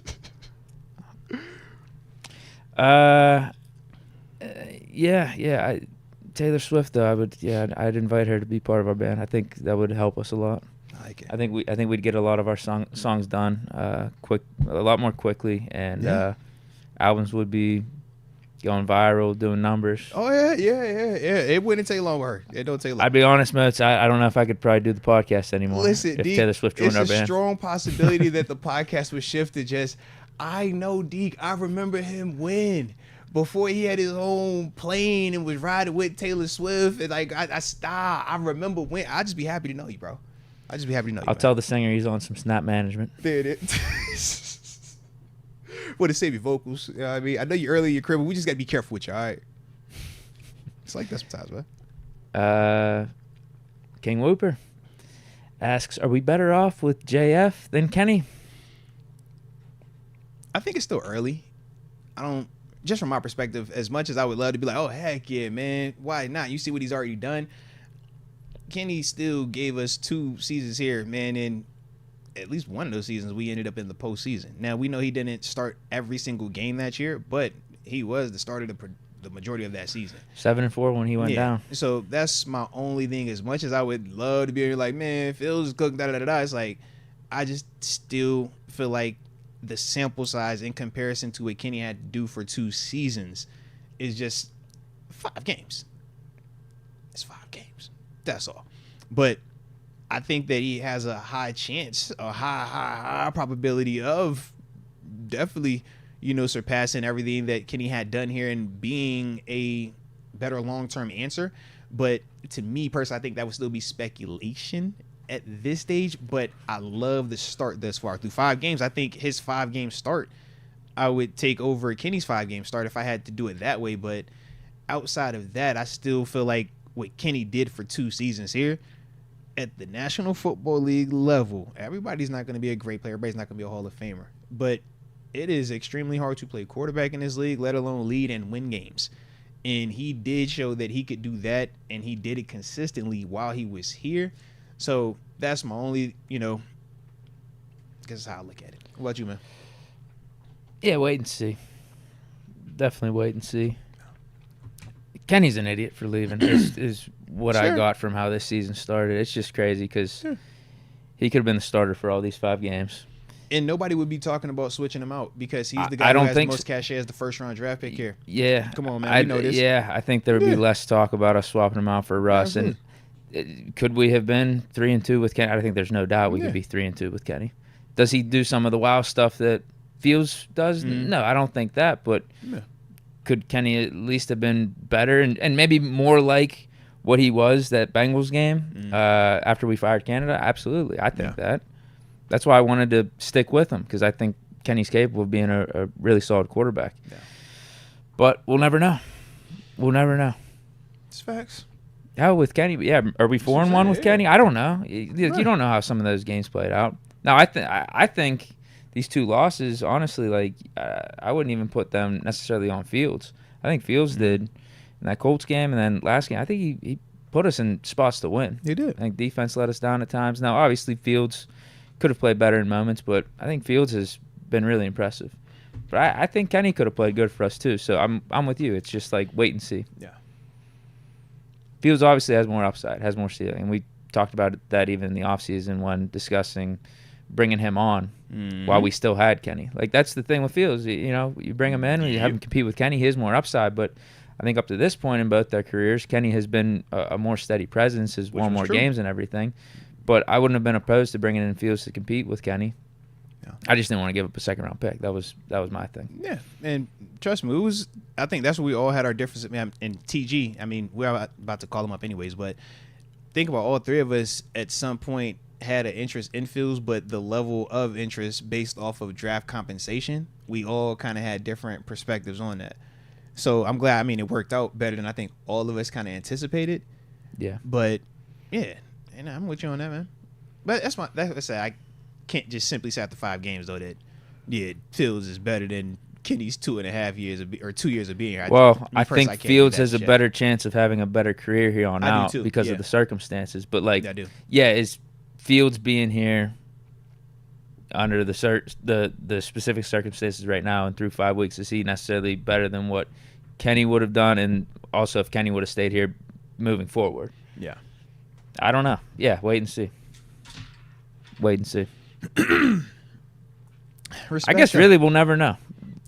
I mean, it's unfortunate. Like we'll just flat out right never know because it'll just be speculation on what Kenny would have done here with the Steelers. But if Fields becomes our franchise quarterback, like apples to apples, yeah, if Fields becomes our franchise quarterback, I don't even think it's necessarily worth a hypothetical or conversation worth having. Yeah, it's whatever. We found our franchise quarterback one way or another. Yeah, that's what you're looking for. That is definitely fair. All right, I was just saying, man, let's get another super real quick. I just shot him a text. Waiting on the text me right back because he was a couple minutes off. Malvo does it, says sent Moats and dropped the Addy also. Let's go. Shout out to you, Malvo. Shit. Yes, indeed. Yes, indeed. You already know what time it is. AJ Martinez says we got 3 and C. Nothing wrong with 3 and C. C is a rock star in her own regard, man. Trust me, we good. She's still making hits. Okay, yeah. I didn't know what he was saying for a second there. Yeah, he's talking about Sierra. Russ and Sierra, man. We cooking, trust me. Sierra is still in rotation of like the newer, younger artists. I know Lotto, she's one of the big time young female rappers out there.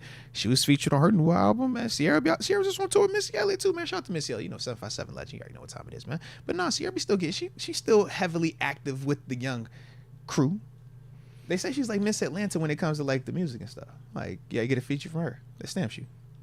We keep going here. Yeah. Steelberg says, do you think fans prefer a mobile quarterback over a not so mobile quarterback, i.e. Mason Rudolph type?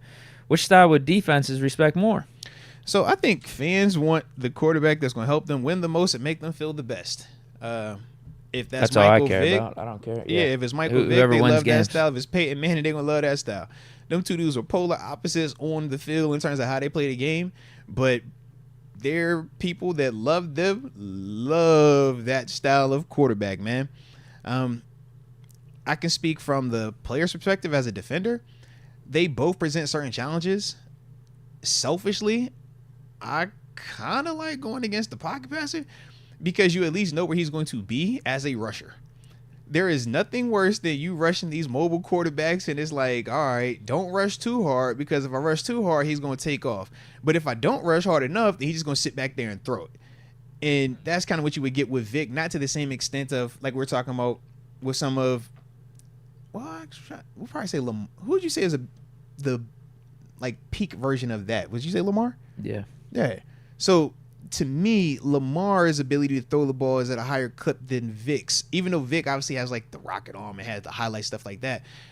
I just think that when you're playing against that style of quarterback, it is very, very difficult if those guys can pass the football at a high level. That's what we're looking at Justin Fields, and it's so exciting about him because we know he can run the football from an athleticism standpoint. So if he shows that he can actually consistently win with his arm as well, now you're screwed one way or the other. That's what Josh Allen's trying to consistently do in Buffalo, right? Show that, hey, man, if you're going to sit back this way, I can pick you apart. But if you try to man up or pressure me, then I can kill you with my legs in. They said, man, I like it. I like it. So that's, they said, how I would look at it, man. But, yeah, shout out to them, man. We finally got TG ready to rule. So let's hit the homie up. Get this thing rolling. Trying to stay on. I might be on schedule today. Deke, I don't know. Probably not. I'm trying my hardest, though. What time you got to roll? I don't know yet. We're going to find out, though. Hello. Yo, don't be helloing us like that. What's the word with you, man? What's happening? What up? Man, it ain't nothing. I got a little echo in the back. You got me on speaker? We on speaker? I feel like I got a little echo on me. Oh, it's gone now. Hey, now. You got me, though? Yeah, all right. The homies there. So, ladies and gents, boys and girls, we're going to try this again. Because the other day we tried to do this in, technology was technology. But today, that's not the case.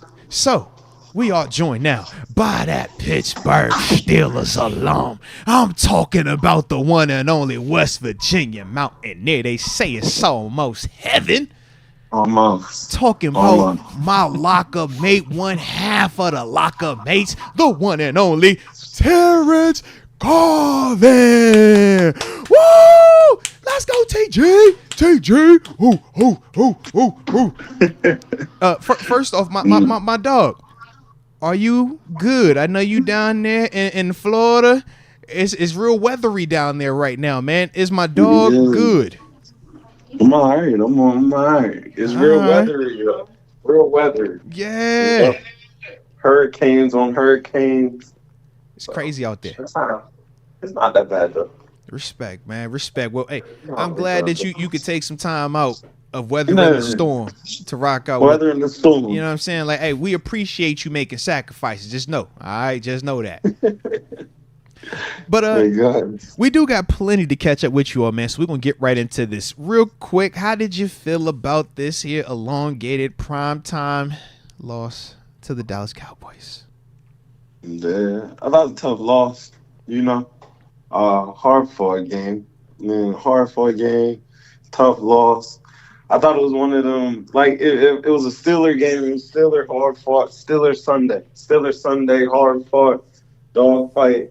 I think just one of them games where it's, they got the ball one more possession, It's like we played well. We just needed to shorten it up, maybe one possession, or we needed to find a way to get off the field one time. Like one of them games, like that 3rd and 3 that you don't talk about showed up real heavy, So it was tough. You can't be too mad at a slip. Yeah. The cross route at the end of the game, like, it was pretty good defense. He had to come to really. That's about his. That was the one that you wanted, read.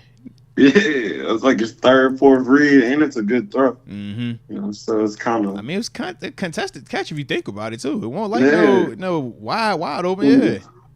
I thought it was a good throw. Yeah. Like, I thought it was a good throw. It was, I thought he came back to that because he looked at the first one, he looked to the middle one. You see him go through the reads. Yep. Yeah, I thought he came back to that. Like, that was the last read he possibly had. Yeah. It was all mushy in the middle. Seeing it come open towards the end of it, it's tough.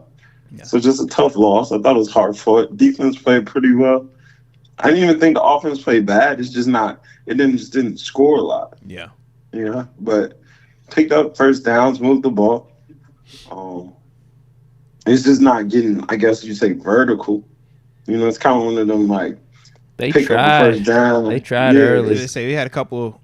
What would you say? Mishaps that we couldn't connect. A couple missed opportunities. Yeah, the one with Hayward's, I think you could say couldn't connect. Yeah. The Washington one, that's just an overthrow. Fair. So, it's just a tough loss. I think it's just a tough loss. Like, hard for a game, just a tough loss at the end. Now, with that, though, I know you said, man, you felt like we weren't as vertical, and I know that's been part of why we are talking to or interested in every big receiver that's coming available at times, right? From Brandon Ayuk to even now with Devontae Adams. But do you think that we have enough at that position, man, where we wouldn't have to go get one of those dudes? Or based off of like what you see, man, you just think that, man, yeah, we kind of hurting right now in that spot? I mean, you can always use weapons. Like, you always want weapons. You always want weapons. So the more weapons you get, the better you feel. Like, you always want weapons. I don't think it's just no weapons in there. I think it's some people down there that stretch the field. I think it's weapons in there. I think it's just a matter of, getting to it. Yeah. Really, just getting to it. Like, getting to it, being able to open the field. I think their game is, like, the way they built, their game is built on, tight ends. 13 personnel, 12 personnel. 13 big backs and one receiver. Mm-hmm. Like, they're running 3-man routes down the field. Yeah. For vertical routes. Like, we staying and protecting more. So it's just, I don't know, it's just the way it's shaped. Like, the strategy of it is to beat you big with big guys and run the ball and pick up like a 3-yard, 4-yard out with a Connor Hayward, with like weapons like that. Like, you see the big men get catches a lot over here. So it's like the game's not built for vertical. Like we're almost focusing on having to execute long drives versus trying to just headshot you in 3 plays. Yeah, it feels like that's the strategy. Yeah. It feels like it's running the ball and, here comes a 4-yard out. All right, let's see if he can turn that into 3 more. That's 7. Let's get back to running the ball. It just now I can short yardage you when I want to. Just different things like that. It feels big. It feels like a slow pace. I'm gonna beat you up. I'm willing to drive the ball, and my defense is gonna play well type strategy. Given our current personnel, though, with like injuries and stuff, O-line and then at running back, do you think we should open it up more? I just think the defense is playing really well. So it's kind of like the strategy, I feel like, is to let that defense win games, like score enough and let that defense stop people and then get out of the stadium. Yeah. I think I don't know that. I just think the personnel and the strategy of it is to run like Steelers football. I think it's to run the ball, pound you.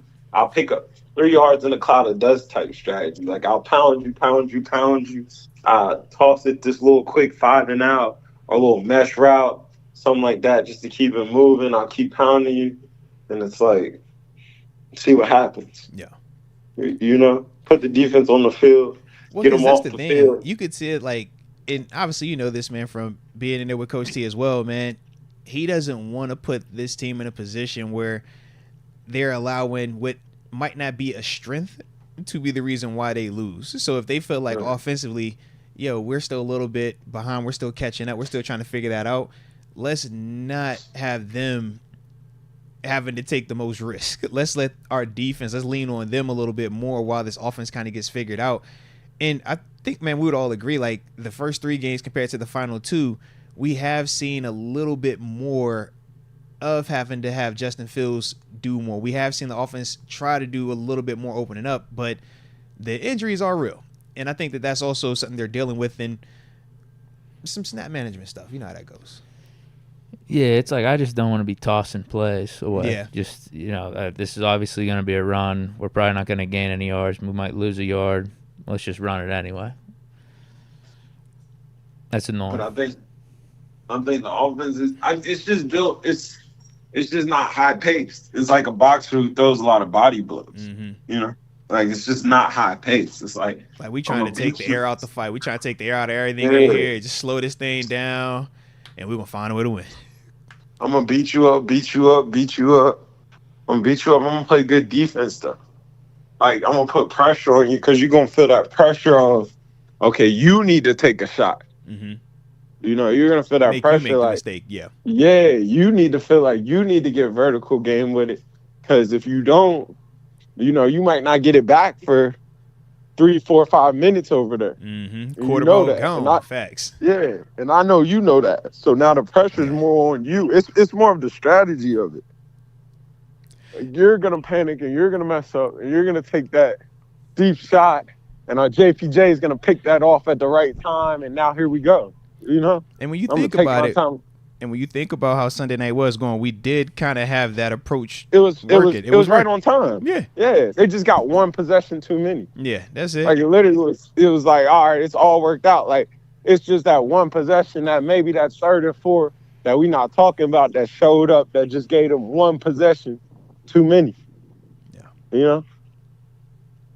No, that's real. That's real, man. Now, I'm going to transition because our chat isn't as mature. So you talking about pounding, got them kind of, you know, yeah. Oh, they was going to hold, you know how this go, bro. Hey, it's the internet. You know how the internet is, man.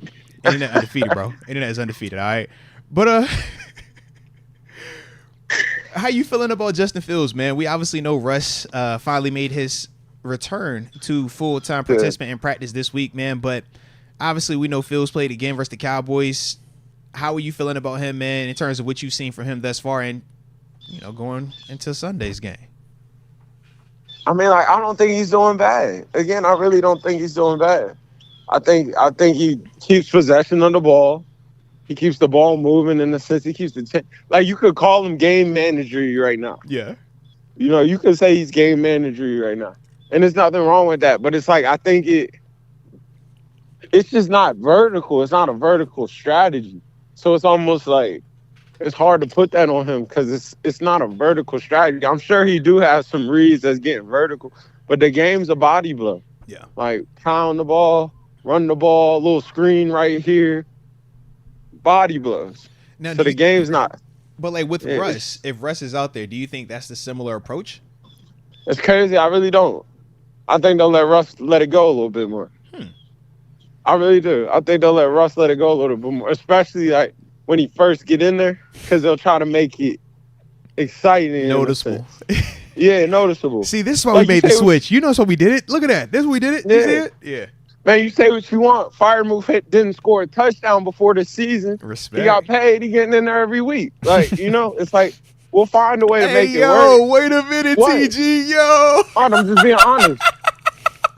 Hey, yo, low key. How many has he got? He went 2 years without one. He got 2 back-to-back weeks. Back to back. We're going to find a way. We're going to get you in here. Yeah, you got to know. We even heard Coach T say that. He said, yeah, Moof is a guy that we just did long-term business with. We tried to get him the ball more. Yeah, it was very random for him to bring up the contract. It was so random. Week 5. Come on, it was so random. You got to keep your eyes open. You got to keep your eyes open. Yeah. That's on me. I was asleep at the wheel. I missed that. You for certain I missed that one.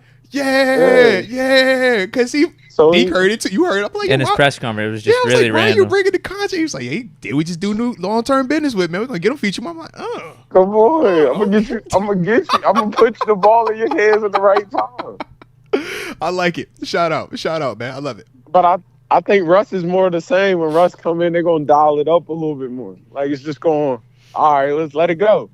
And you know Russ throw a pretty deep ball. They're going to dial it up You early. know that thing gorgeous when that thing arc up the way. Deke, you didn't seen that deep throw from Russ before, man. Everybody saying, y'all know what he do. Y'all know how that thing go. Throw it to the moon, let it drop in the bucket. No, that's what Russ do. Throw it to the moon, let it drop in the bucket. So it's like, I think you will see it open up. I think you'll see it open up a little bit. I do. Do you think it's a lock? Russ gets the job here. I don't think it's gonna be this week. I think it's gonna be Fields. But like, is there anything Fields can do against the Raiders where it would be a conversation, or you think it's just gonna be Russ week 7? No, it's gonna be Russ. It's coming. Like, we got to see it. You know, Hey, you you said gotta you see it. allowed it to get too loud for too long. You ain't shut it all the way out. You had 5 games to really just dead it, and you ain't dead it all the way. The Cowboys is a big game. That's a game everybody gets to see. So, like, that was a big one. That was one of the ones like needed to score 34 type or Make it one of them. loud. Make it loud. Have a loud it's like, game. Yeah. With it not being loud and they lost, I think you'll see a change in a second. Just like, let me see it. Let's see the other one. Like, let's just see it. Let's see it. But I think as good as Justin Fields has played, has been able to hold it off for this long, though. They didn't rush it back. No, facts. It wasn't a panic to get it back. Like, it was take our time. Yeah, maybe Russ is in there week 4 if we're sitting at 0-3 and Fields is Yeah. erratic. Mm-hmm. If he's not playing as good, I think the move happens earlier. I think he gets healthy even faster. So it's like with him playing as good as he played, I think it gave it time. Now, in your eyes, has Fields done enough that you still feel like you would want him around from a long-term perspective? Yeah, I think so. I do. I think so. I think he showed he can be that.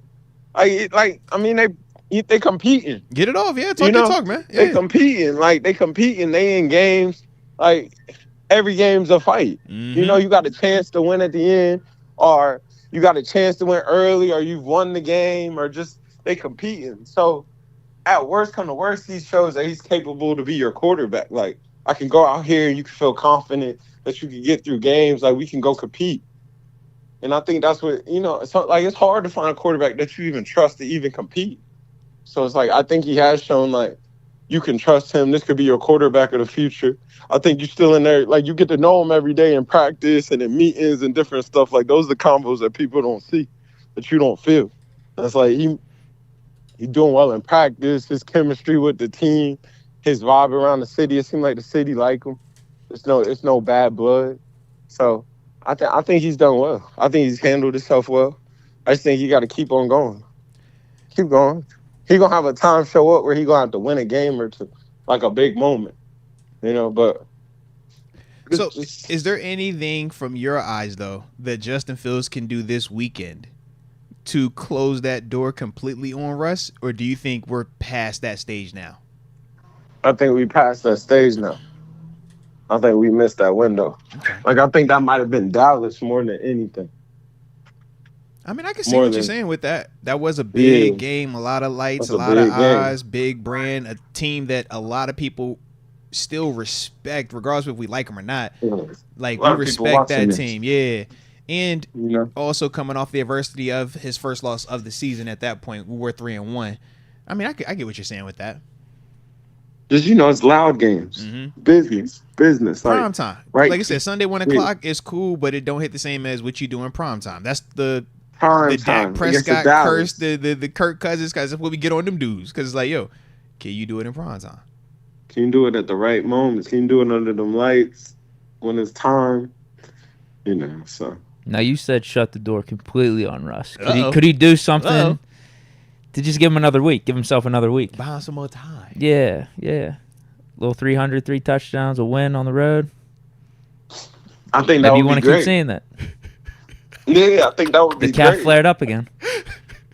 He said, hey, yo, you got hurt on the flight back. Is what you saying? hey, look, man, I think that elevation got you a little bit, baby. You're going to have to sit another week, all right? We get you after the bye. I don't think the calf will flare up off of that. Ooh, so 300 ain't enough for the calf. Oh, come on. 303 touchdowns. We're 4-2 with Fields. He had a great comeback against the Colts. Listen, if he I think that deserves another week. Can he give you prime time Kirk Cousins? Prime time Kirk Cousins for 500? What about that? Oh, man. You saying prime Kirk threw for half a G. Half a thou wow in one single game. Well, he had extra time. He got extra time. It was in prime time. It was dark out. They got drama, man. Like the GP drama, like all that. It's a lot going on. Now, Deke. What does that have to do with Deke the quarterback? Said, now, you said it is drama. Now, Deke trying to say it's drama too. I don't think it's any drama, guys. Y'all gotta chill with this. No drama. There's no GP drama. All right. I think it's snap management, bro. It's snap management. You're saying Russ cleans that up? Nah, man. But ain't no. I don't think Russ cleans that up, but I think he gets hurt. Like Russ can't make that go away. Russ can't silence it. I don't think he silenced it, but I think it's just let's not even get this loud. Let me give you another here. Hold this story. Yeah. You know, let me distract y'all real quick. We're gonna shift the focus to this quarterback situation. Look at the calf. The calf feels great. He's gonna warm up. He's number 2 on the depth chart officially this week, guys. Are y'all happy now? Everybody good? You good? You good? You know, QB2 going into this game, huh? Yeah, I guess what you said. A little diversion. Like here's a diversion to the T. No, I mean sometimes diversion. You gotta do that. Sometimes you gotta this left. Sometimes you gotta do that, man. Take this left. What do you think of the Pickens situation? I just hate that it's getting anything. I think Pickens, like, I think that's one of them internal. It's just like, to me, he's just a football player. Like, he's a football guy. Like, he got like a personality of he loves football. Little extra though. He don't give me like diva. He don't give me all that, but he gives me.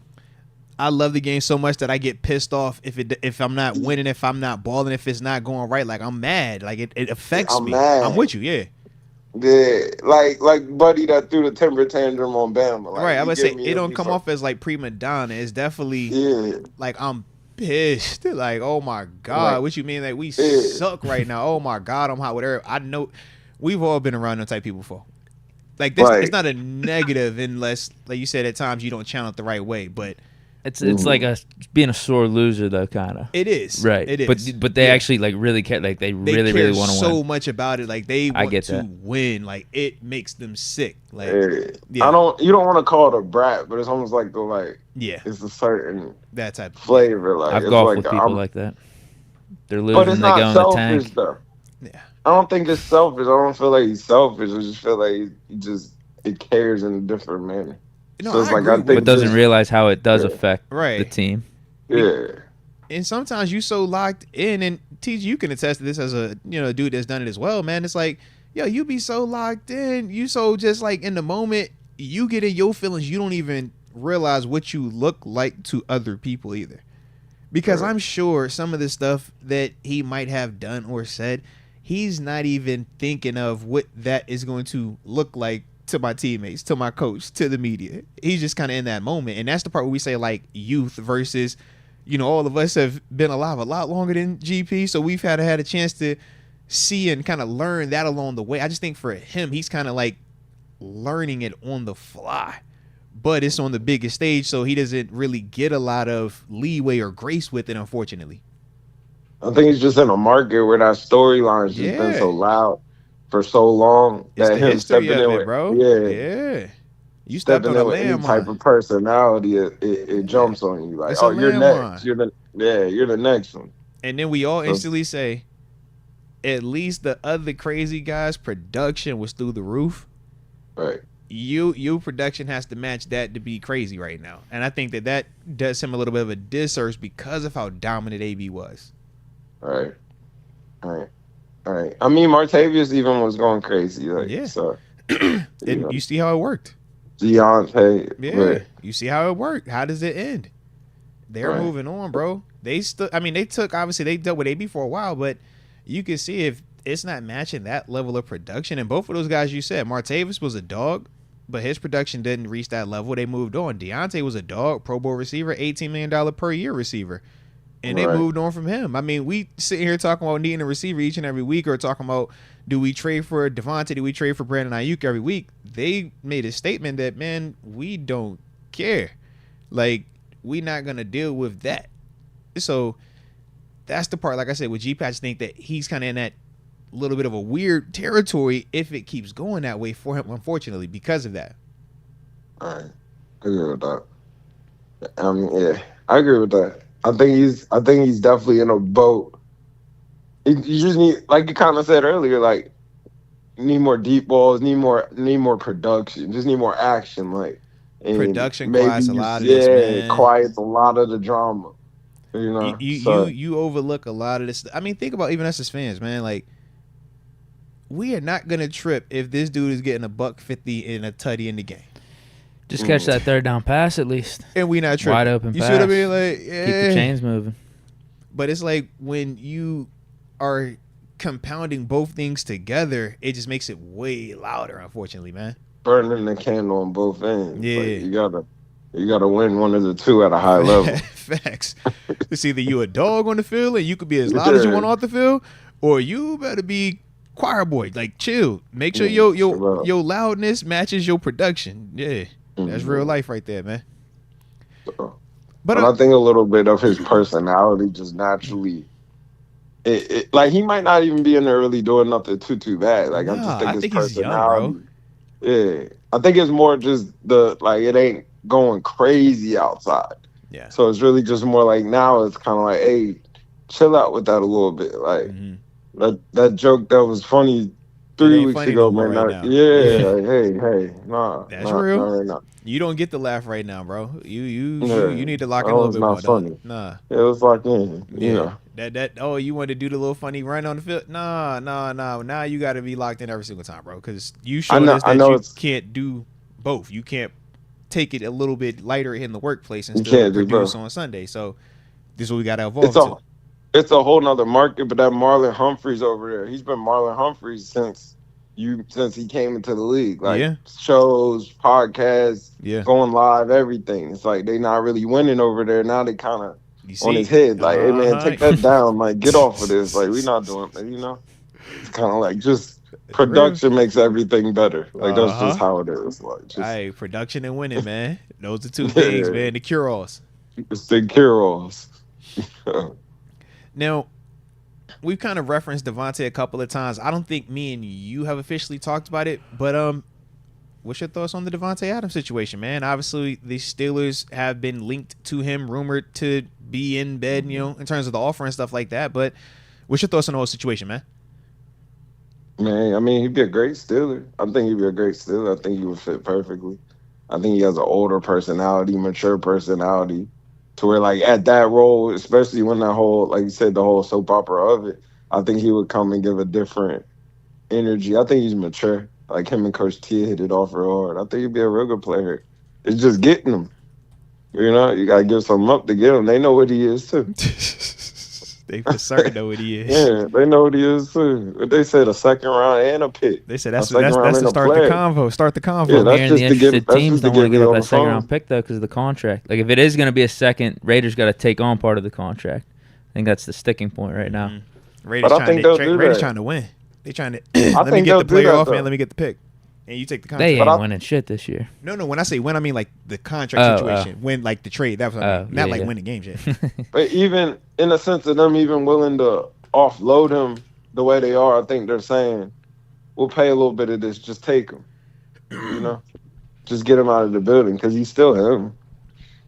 But he's not exactly going crazy right now. Like, if you've watched him these last couple of weeks, I will say that. Like, he scored in different things, but he's not like the big play that he was for the last few minutes. Like, I think him you seen the situation they got going on too over there? I was gonna say, I think him in the new atmosphere, he's still him. No, I think he's still him. Yeah, I'm with you. I think he's still him. I'm just watching them switch between Gardner Minshew, Aiden O'Connell, and I'm like, well, and he's been out these last two games too. Well, yeah, I'm with you on that too. But I'm just saying, like, as a whole, the situation, I think it's different when you're in a situation that doesn't feel like it's a winning environment. I think of how I felt in Buffalo for 4 years. I think of what it felt like being in Pittsburgh for 4 years. Like, I think a fresh start would be great for him. Yeah. Because it's not getting better with the Raiders. It's not. Yeah. It's just when you say Devontae, they traded his guy.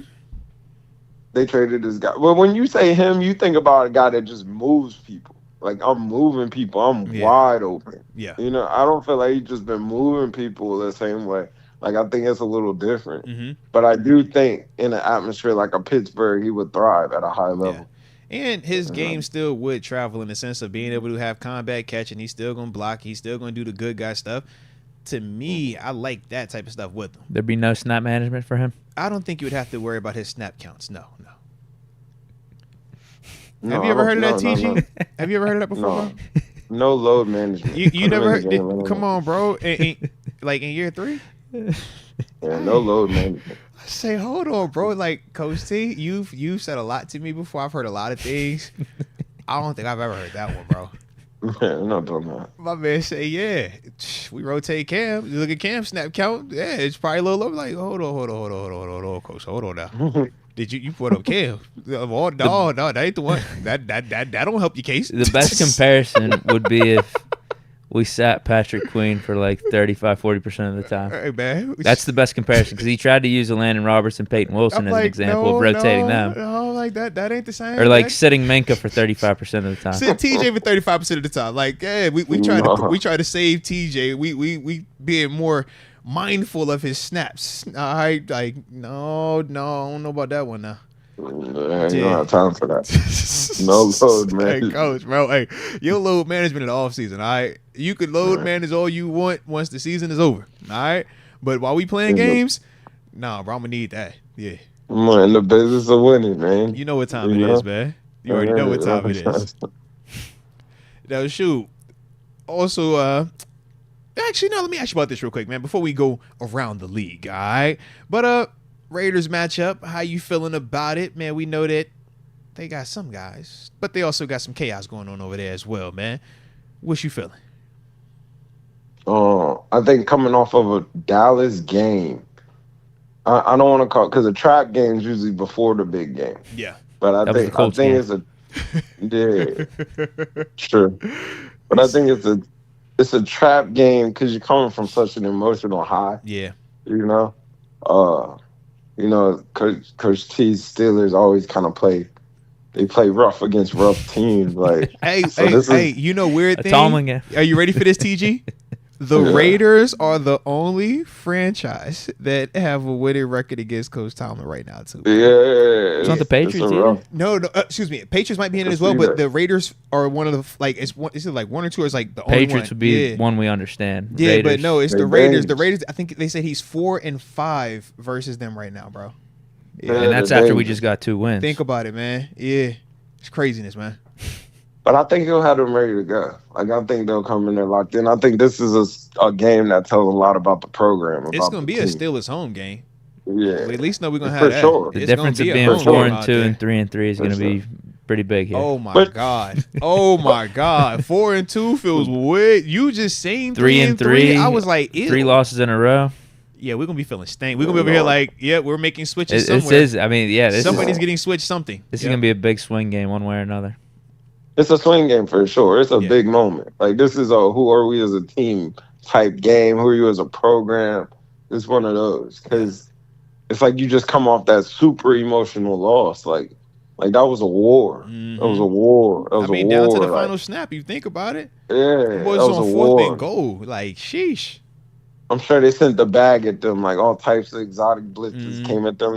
Like blitzes that you don't realize they ran. But it's like, no, we checked to that. Like, we planned for that one up. You know? Mm-hmm. So it's just coming off the emotional war, going into like a sneaky Raider team, though. They're sneaky because they're not bad. I'm glad you said sneaky. I know everybody's not going to feel that way. But they low-key sneaky, bro. They sneaky. Like, because they'll beat you. Bro, they got beat by 2 scores by the Broncos, but it should be 17-3 in a very different feeling in that game, man. Like, it's nuts, man. When you talk, I'm with you, bro. You know, no excuse though. I think definitely no excuse. You got a quarterback. from the Raiders Raiders that's going either way. Yeah, which is. But I think to me that's even more dangerous. I was about to say because for us, yes, for a letdown game. Yes, because you saw you just did it. You were just like, it's just such and such. It's like, bro, he ready to dice you up right now, man. Yeah. I got an opportunity. Yeah, that's what I'm saying. You got a guy that don't take it for Minshew's more capable of granted. the dice up, but O'Connell's not going to turn it over like Minshew. Right. Because that was the thing. Minshew turned over once the 3-yard line. It's like, I think he's got 6 picks. Yeah, it's kind of crazy, bro. Mitch is crazy though. Mitch is Mitch. Like that's what makes him him. Minshew gonna get hot, and then he gonna get very, very unhot. But he gonna let it loose though. He plays free. He'll throw it. Yeah, he ain't scared. He'll play free. He'll throw it. Like, you know, what makes him is he'll let it go. The good and the bad, he'll let it go. So, I think it's definitely a game like it's just gonna tell the story. They'll either come in there locked in and just get it done, or they play to the level of the competition. I say this: if they don't get it done, you'll see Russ for sure. That's fair. If it starts off slow, you'll see a switch and you'll see a Russ come in. Low key. I didn't want to go there, but I do think if we have a nasty first quarter to 2 quarters and Russ is listed as QB2 and he's been healthy all week, I could definitely see that happening. The same way when he did it with Kenny and Mitch, man. I can see that. Because he's going to be saying to himself, we done dropped 2 in a row. I need a spark. We on the road. We can't fall to 3. Yeah. He's going to pull that trigger. I can see that. Do you think he's QB2, though? I think they're going to do the emergency thing again. I need to see what he's listed as in terms of today's practice and tomorrow's practice. If he's full participant today and tomorrow, and he's in a whole full week of that, I think they put him as QB2 on game day. Wouldn't that be a shot at him, though? I don't think so. I think you still are communicating with him. We had him preparing as the starter all week. I needed to see that you were healthy. You are healthy. Just for this game, though. Right, it's just for this game. After that, it's a statement. Though. Right, yeah. Okay. It's just for this week. The same reason why he's been dressed every game, but is the emergency quarterback. It's like, bro, if Russ was all the way healthy, he'd be out there. Tom is going to have to make a decision next week, no matter what. Yeah, but I just think that he would keep him not listed as the third emergency quarterback and more so as QB2 if he gives you a full week of practice. But it has to be a full week. It can't be full yesterday, limited today, limited tomorrow, full today, full tomorrow, or limited tomorrow. Like, it can't be that. Because now I feel like it's going to make you skittish if you're the coach. Because you've already missed this dude for 2 months behind that already calf injury.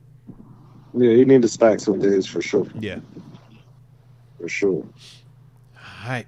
But you do got us winning, or how you feeling about? We gonna get the dub, or it sounds like he thinks it's gonna be a Tomlin loss. Yeah, that's low key what I took as well. I just didn't want to leave it on the cliffhanger. I just figured I'd just ask you directly. If you don't want to, you know what I'm saying, just let me know, man, how you feel about it, man. You know, it's whew.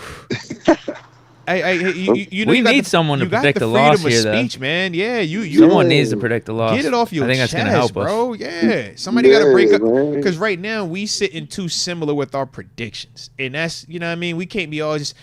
It's like when you look at NFL game day morning and everybody picks the same team to win. It's a curse. And it's not exciting. You see what I'm saying? So it's like, yeah, if you don't feel like they could do it, just get it off your chest.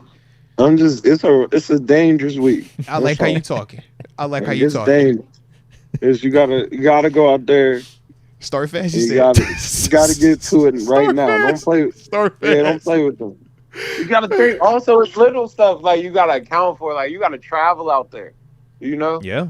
You gotta go out there. That's a nice flight. It costs more. It's a nice flight. Like you in Vegas too, so get your mind right, man. Get your mind right. The air's different out there, you know. You say a little time change, yeah. Time change. It's a different. And yes, it will be a home game, but it's just different. Like it's just waking up in that hotel is different than waking up at your old bed.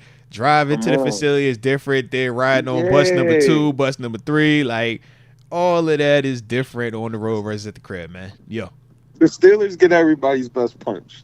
Oh, it's a 5-star matchup because you in it, so it's like definitely to get the best punch from a, it's they like Mad Max, Mad Max, he hungry right now, man.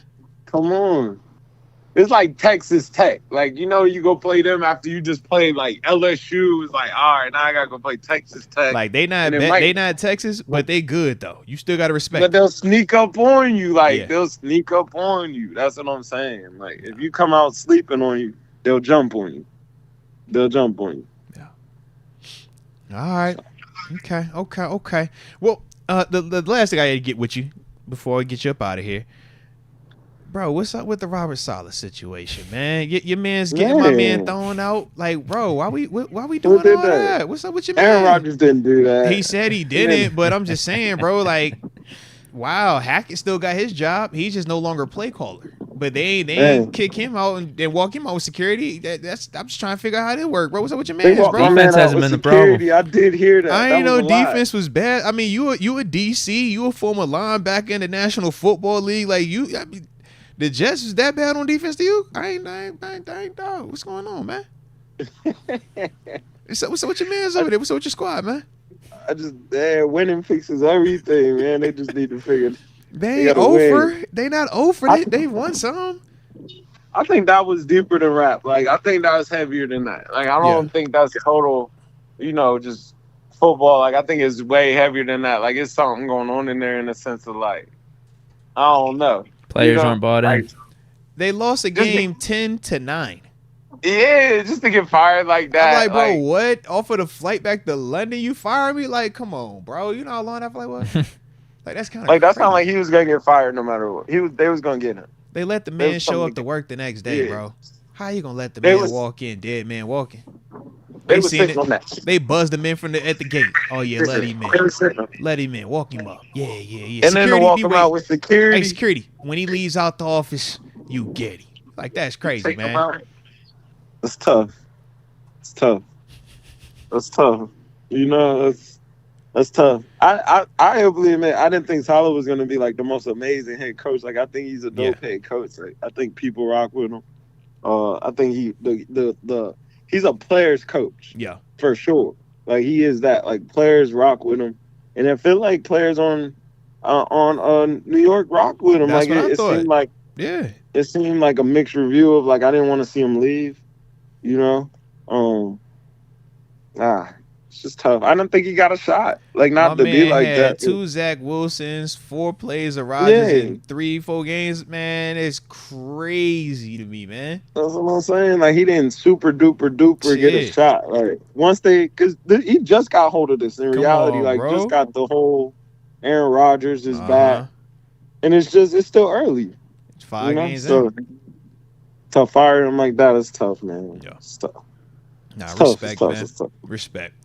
Well, my dog, do we got anything? I think we were all good. As much as I would want to talk even longer, I got to make sure I don't get in trouble tonight. All right, because it's 6:30. We kind of up against it. So I'm going to, you know how it is, man. All right, I don't want to get in trouble, bro. You feel me? Don't get me in trouble.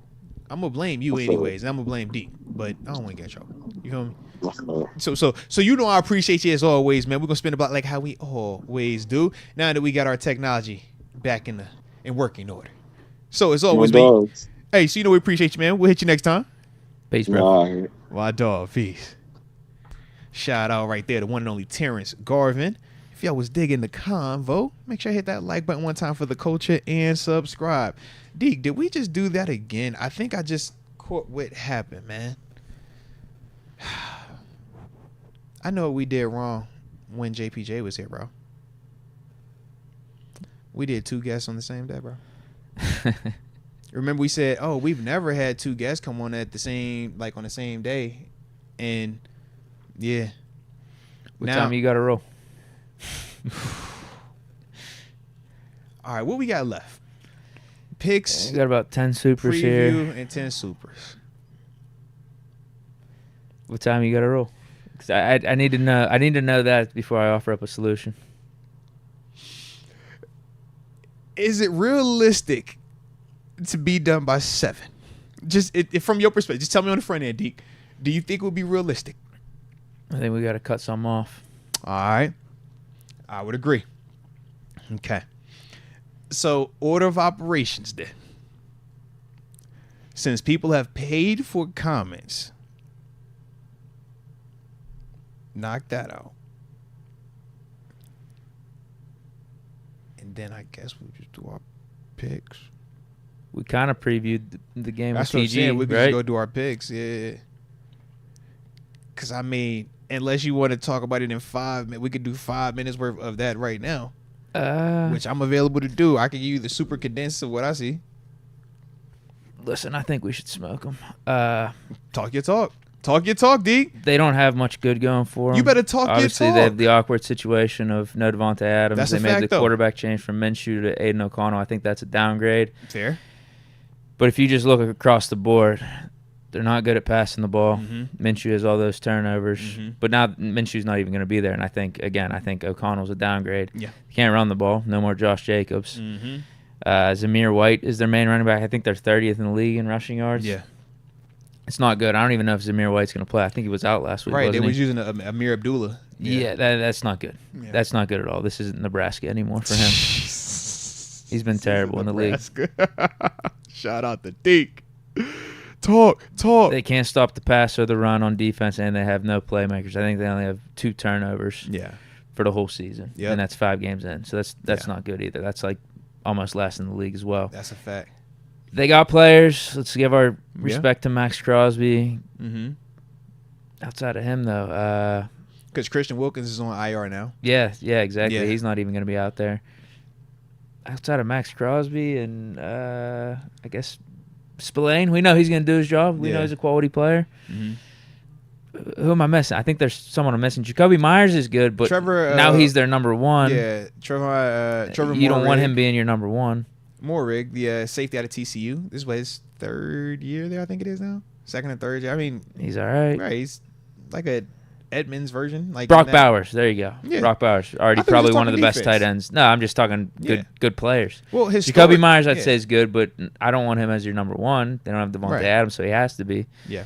And then Brock Bowers, he's a studded tight end. Yeah, that's Brock really it. He's already on a historic pace to start the season off, man. They said not only is when you talk about him leading the Raiders in targets, receptions, and receiving yards, outside of Tony Gonzalez, that's the only other tight end since I think 2000 to have the numbers that he's had over his first start to his season right now, man. 5 games in. It's pretty crazy, bro. Now, here's the caveat. If we play like we did these last 2 games, none of it matters. Anything can happen. Yeah, anything's possible. And we do have our own issues with injuries on offense, the offensive line and running back, and then with edge rush. I just think we should win this. I think Raiders really aren't that good of a team right now, and us being at 3-2, we're at least average to above average. I think that's where we're ranking right now at this point in the season. So we should win. We should win. And this is a game we got to take advantage of because the schedule doesn't get any easier here on out. I think going up against the Jets next week, they have Aaron Rodgers. I'm not going to be talking freely about us winning this game and how it's, we should win it. And then with the Giants, they've been playing good. Danny Dimes has been playing better than expected. And then the second half, we know that's AFC North ball and Eagles-Chiefs. Yep. So this is a game we really got to take advantage of here. I don't think it gets easier on paper from here on out. No, respect on that then, man. I agree with a lot that you said. In terms of strengths, I would agree. Max Crosby, definitely a dog, man. Big-time player. Love his effort. Love his production. He's definitely one of them dudes that you, for certain, better be worried about, man. Brock Bowers, absolute dog, man, early in his career. But, I mean, even just last week, they target him a lot, and I don't think they target him enough. He's open a ton. His combat catch ability, run out the catch ability, big fan of what he was doing at Georgia. I like the tight ends that can be athletic, run, and make them type of plays, man. He's for certain one of those guys. Also think that their place kicker is good, man. Carlson, man. We're not saying that he's boss, but he is a dude that has range. He's a dude that's accurate, and he will be able to score if they get in position, just in the concept of we can't take them lightly. I do actually like their scheme offensively. It's just the quarterback situation is no consistency there. So even though they're going to operate out of 12 and 13 personnel, we operate out of there, I think, the most in the league out of 12 and 13 personnel. And then they're, I think, 4th for 12 personnel, and then like top 4 or top 3% for 13 personnel. They try to do a lot of similar stuff to us, and they're going to want to be a physical team. And I think that kind of matches the coach's demeanor. Antonio Pierce, we know he's a former NFL linebacker, Super Bowl champ. I feel like they do try to be tough on the football field. You watch him offensively, defensively. Guy like Spillane that you brought up, he's not a world beater. We rock with him heavy, man. We love what he was doing when he was here with us. He's a smart player. He's going to run around, and he is going to be physical. That is Spillane. We don't look at Spillane and say, oh, man, he's the best athlete. He's going to run around and cover it. Nah, but we like, yo, Spillane is going to hit you. He had a big hit in his pass game, man. Dude jumped up on the sideline. Looked good, too. Shout out to Spillane, man.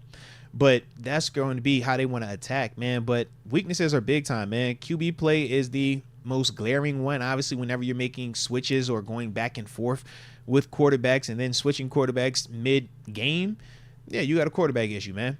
Now, I think with Aiden O'Connell, I think that he does make better decisions with the ball, but I don't think he's as athletic. So when you're talking about some of the things that Gardner Minshew can do in terms of utilizing his legs, and he showed that in that Broncos game, Aiden O'Connell is not necessarily going to give you that, but I do think Aiden will put the ball in better positions for the Raiders and not as much in harm's way as my man Gardner Minshew. And yeah, Deke hit it on the head too with the turnover issue. They do not create enough turnovers. I think they're -7 on the season for the turnover ratio. That is atrocious.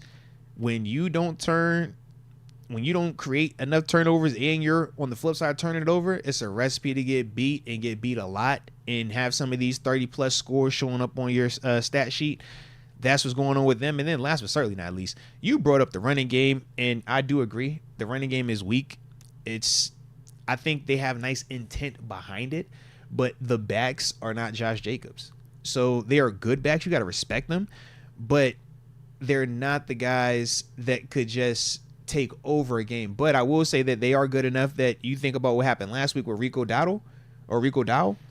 I think that Alexander Matheson, I think that Zaire White, or not White, excuse me. I think that's the overlying issue about this game, I guess you could say. Amir Abdul, I'm like, those guys are capable of doing what Rico did. If we play down to the competition, anything's possible. I think that's the overarching theme here. Yeah. These guys aren't that good, but hey, we play like we did last week. Hey, it could be like someone in the chat said, a Tom Brady, Aiden O'Connell type of game. Yeah, because I'm like, their offensive line, I don't look at them as world beaters, but I say, man, they play physical as heck. They're going to fire off and hit you in the mouth, and if you do not respect them, they going to block you. The same way Spillane be getting downhill, making a ton of tackles. It's like, we know what Spillane is, but if you don't respect Spillane, he can beat you. He can definitely take advantage of you in certain situations. That's this team, man. But the thing I was going to say is they don't have a number one wide receiver. We know who the number one wide receiver is. We trying to acquire said guy, bring him over here. That maybe Omar Khan could get a face-to-face while we're out there. Because I was like, that limits what they want to do. They're operating out of 12 and 13 personnel under the mindset that my number one is Devontae Adams. That's different when it's Jacoby Myers. I like Jacoby. Jacoby plays well. Jacoby could play for us too. Don't get it twisted. But to me, if he's your number one option at wide receiver, I think you're going to be limited. And that's kind of, from my perspective, what's going on with them, man. But a couple of matchups before we get these picks in. Brock Bowers, obviously we know that's the guy you got to watch out for. So our LBs, man, PQ, E-Rob, we just talked to Payton Wilson, and I think a little bit of Minka as well. Got to have that dude, man, because it doesn't matter covered or not. He is going to get that football. He might be one of the best tight ends in the league already. Thank you. I ain't want to say it all the way, but I'm like, bro. He is. Yeah, he's up there. He's probably top 5. And I thought I could get the tell of he's not going to ever be in line to block, but he will. He's not the best blocker, but you can see he will still block. And I think that that's also an added element to his game. But the same breath, man, Aiden O'Connell is going to be the quarterback this week. So, Minka, can I get some Minka stuff pretty, please? This is the week. This got to be the week, all right? We know they got the dude, Mad Max Crosby. It's a Broderick Jones week, man. The same way we used to talk about Dan Moore having to go up against Myles Garrett, and we'd be like, Dan, fight. Dan, make it where he has to scratch call. Dan, he can't take over this game, and quarterback, make sure you operate accordingly. This the same energy I got for this Broderick Max Crosby matchup. As much as I would love to get up here and talk big boy, yo, we the Steelers, this is Mad Max Crosby, and even last week he was putting dudes in an absolute mixer. We know how he plays, man. We know the production. We know the effort, and those are the reasons why more so it makes me a little uneasy. Because just get Darnell over there. Yeah, because it's the effort thing. That's his whole thing. Like, he is going to outwork you. You don't think Broderick is going to match that? I haven't seen a lot of NFL guys match Max someone Crosby's needs to energy, tell Broderick man. This is a championship game for Georgia. I was going to say, it's a Treat lot it of as a championship game. It's a lot of dudes that don't match Max Crosby's Not energy. A preseason game. That we don't even have to, like, talk about. So that's the part for me where I'm just like, we got to make sure that that's accounted for. Darnell Washington, Pat, Connor, move the pocket. Justin Fields, make sure you're aware of that situation right there. He hardly ever lines up on the other side versus the left tackle. If he does, I think it's actually a benefit for us. If we get him looping around, I like that as well. But he is going to want to stay on that side and go against Broderick for 4 quarters. If everything that I think he's seeing is what we see, and I think that's the one he's going to want. But after that. Well, especially with us having Mason McCormick at the right guard spot, too. Yeah. It just... everything's appealing. You got Say Malo on the other side, Dan Moore on the other side. That's why I'm like, I think he's going to get that for 4 quarters, and Max don't stop. So that's the part where you got to know it's not just a skill thing you match with Max Crosby. It's a tempo and conditioning and the mental warfare. Like, that's Max. So I'm excited to see how he responds to it, though, man. After that, though, Najee. Spillane is Spillane, man. He makes a ton of tackles, but you got to win that, man. Don't let him Derrick Henry you. All right? Got to win that. I don't think he will. And I think this is one where we should be able to run the football. You don't think Najee wins the matchup? No, I don't think Spillane is going to Derrick Henry Najee is what I'm saying. But we need the running game this week. We can't keep coming into these stadiums and we like, yeah, man, what's up with this running game? What's up with this running game? And I'm also looking at Najee and saying it's not always going to be perfect. But at the same time, man, if you get the one-on-one with Spillane, man, we got to have that. We got to win these one-on-one opportunities, man. So I look at that, man. I feel like we need Jaylen Warren and Patterson. Well, what does the injury report say? Because we know Patterson is out. Good to go. We know Patterson is out. Yeah, he's out. Right. Warren said he's good to go. Didn't he say that before, too? I think he always says that. That's what I thought. I don't think he's playing. Tomlin said doubtful. That's what I'm saying, yeah. But even when he was hurt before, he had said he was good to go. And we're sabotaging Roman Wilson. Don't know why he's not out there either. That's getting really annoying. Yeah. I get some of it, but at the same time, I don't get enough of it. No, not at this point. Yeah. Whatever inexperience he has, I don't care. Risk it.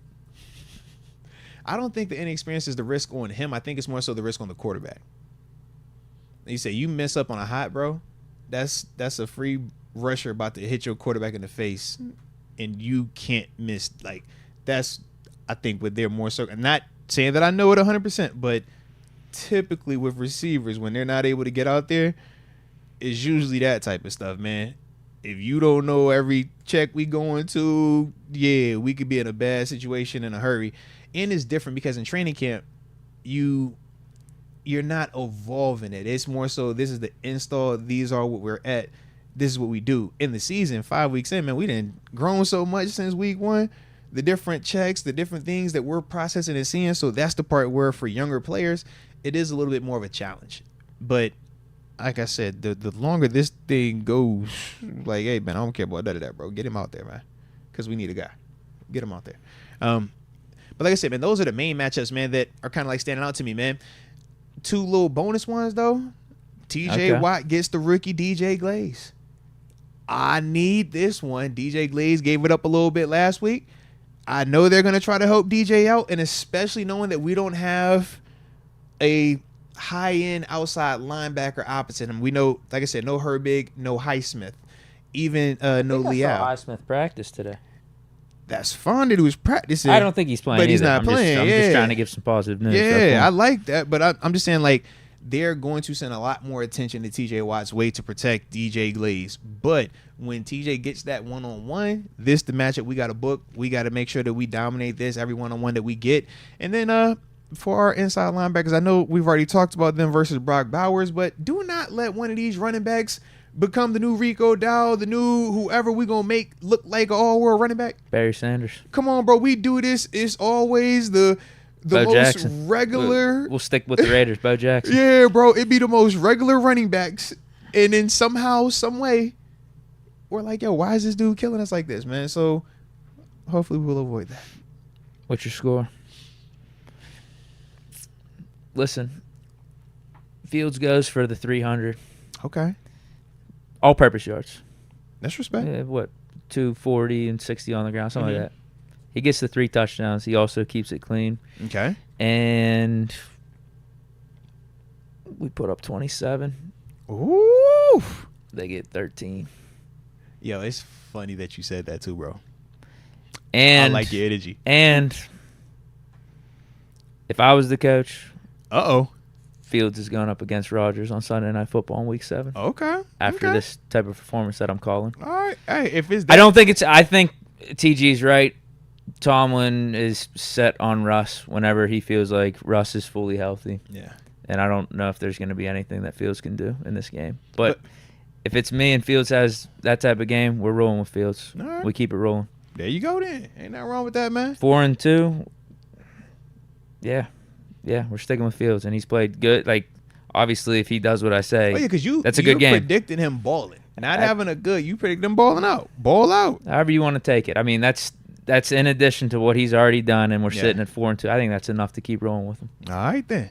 And I'm not saying completely close the door on Russ or anything. I just bought himself another week. No respect on that, man. Put Fields as one on the depth chart, and let's keep rolling. Okay. He said make it officially official. All right. And then if Russ ain't happy with that, then you have conversations. You call up the Dolphins. You call up teams you need to call up. But if Fields does that, 6 games all you need. And then, we're man. sitting at 4-2.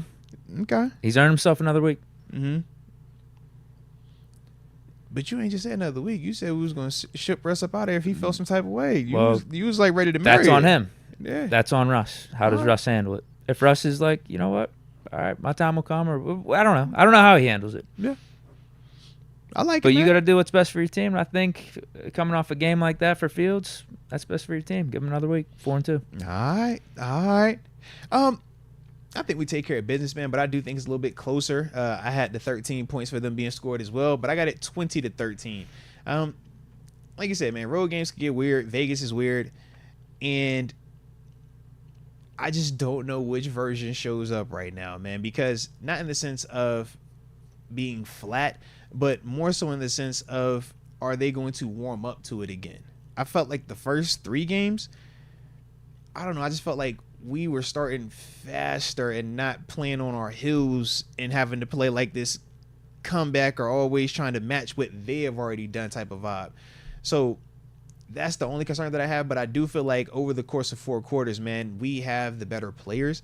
But more importantly, I think that we're just a better coached team. I think the big difference for us is we create turnovers. When you create turnovers, it makes it extremely tough for teams to operate with confidence. And think about how we were able to create turnovers versus a Dak Prescott and a higher end Cowboys offense, right?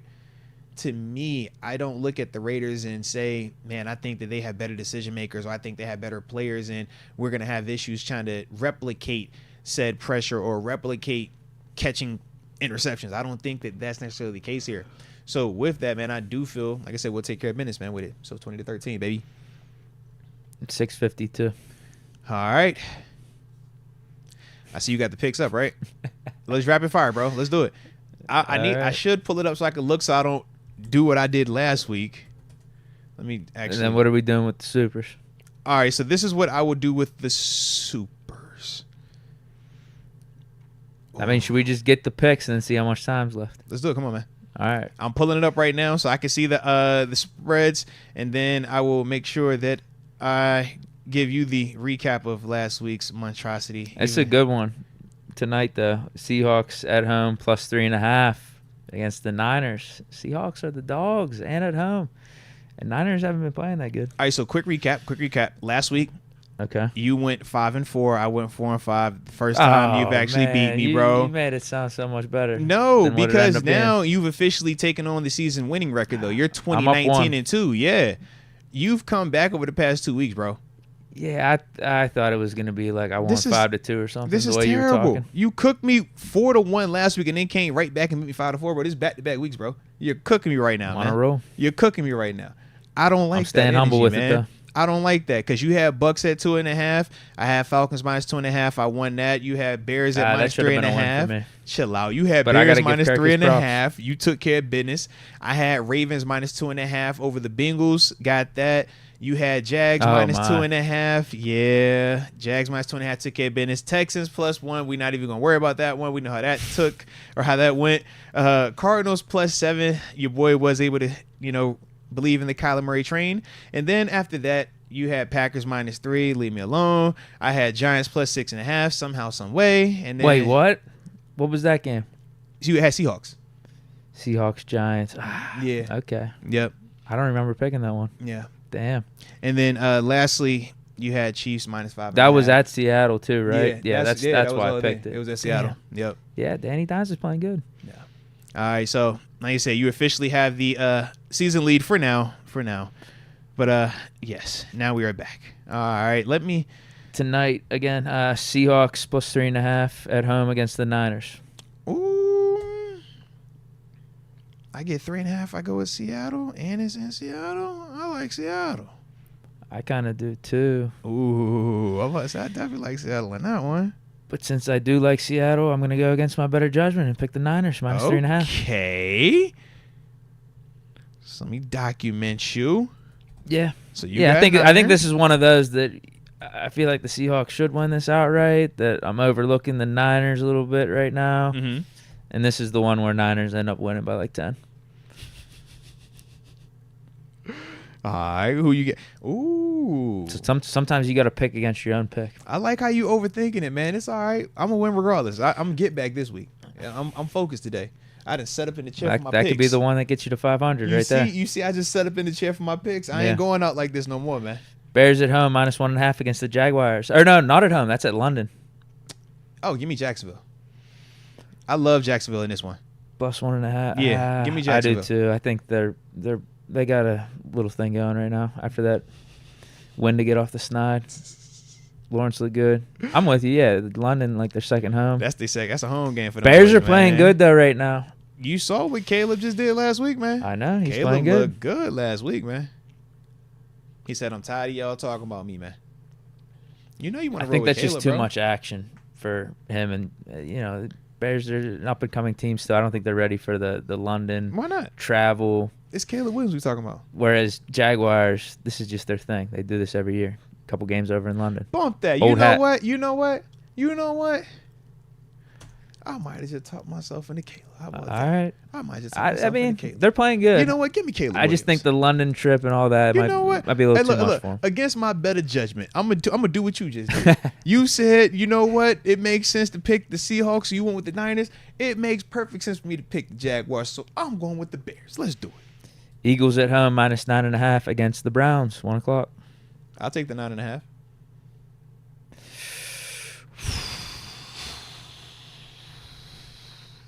I can't pick the Eagles. If Kenny's in at quarterback, I'll take the Eagles. I was like, look, man, I'll take the 9.5. If Eagles want to rock with Kenny, the 9.5. I'll take the 9.5. Eagles aren't good right now. I'll take the 9.5, bro. I can't do that. I will for certain take that 9.5. I'm skipping that game. There's no way. I was like 9.5. Oh yes, yep. Philly me. Yep. Coming off a bye though. Yeah, this is true. At home. Mm-hmm. Go ahead, take that Philly, man. You know you like Philly, bro. You know what I will do? Dang, there it is, man. Wow, I can't believe I just talked myself into that. Man, you good. They come That's off a bye, terrible man. pick. They're That's a coming terrible off pick. bye. I'm assuming the receivers are back. Let me double check real quick. I'm picking Deshaun Watson and the Browns right now, bro. What are we talking about? I need to make sure these receivers are back. This is Deshaun Watson. Yeah, AJ Brown, and full. the Browns, bro. Devonta Smith, full. That's fine. All right, I'm good with that. You're I'm good, with man. that. Come on. Ravens at home minus 7 against the Commanders. I'll take whoever you don't take. How about that? Because I like either one of them. I'll take whoever you don't take. That's the battle of the Beltway right there, bro. Yeah. Little Deke. I'll do Commanders. Oh yes. All right, shout out to you going to Commanders. I like that. Commanders plus 7. I like that because the points are fire. Patriots. So you're picking Ravens. Yeah, I'm going Ravens. Okay. Yeah. Why are you saying the points are fire? Because you think it should be more? No, I'm saying I was good either way. Like I like the points and how Jaden Daniels plays, so I would have rolled with Washington if you went Ravens, but I prefer to roll with Lamar if I'm at home. Yeah, if I'm gonna go down with the Ravens, like let me roll with Lamar. Yeah, that's all. Patriots at home plus 6.5 with Drake May now against the Texans. No Nico Collins for the Texans, unfortunately. He wanted to wait till after the big play to get hurt. Such is life, I suppose. Yeah. Drake May at home. Say it with your chest, D.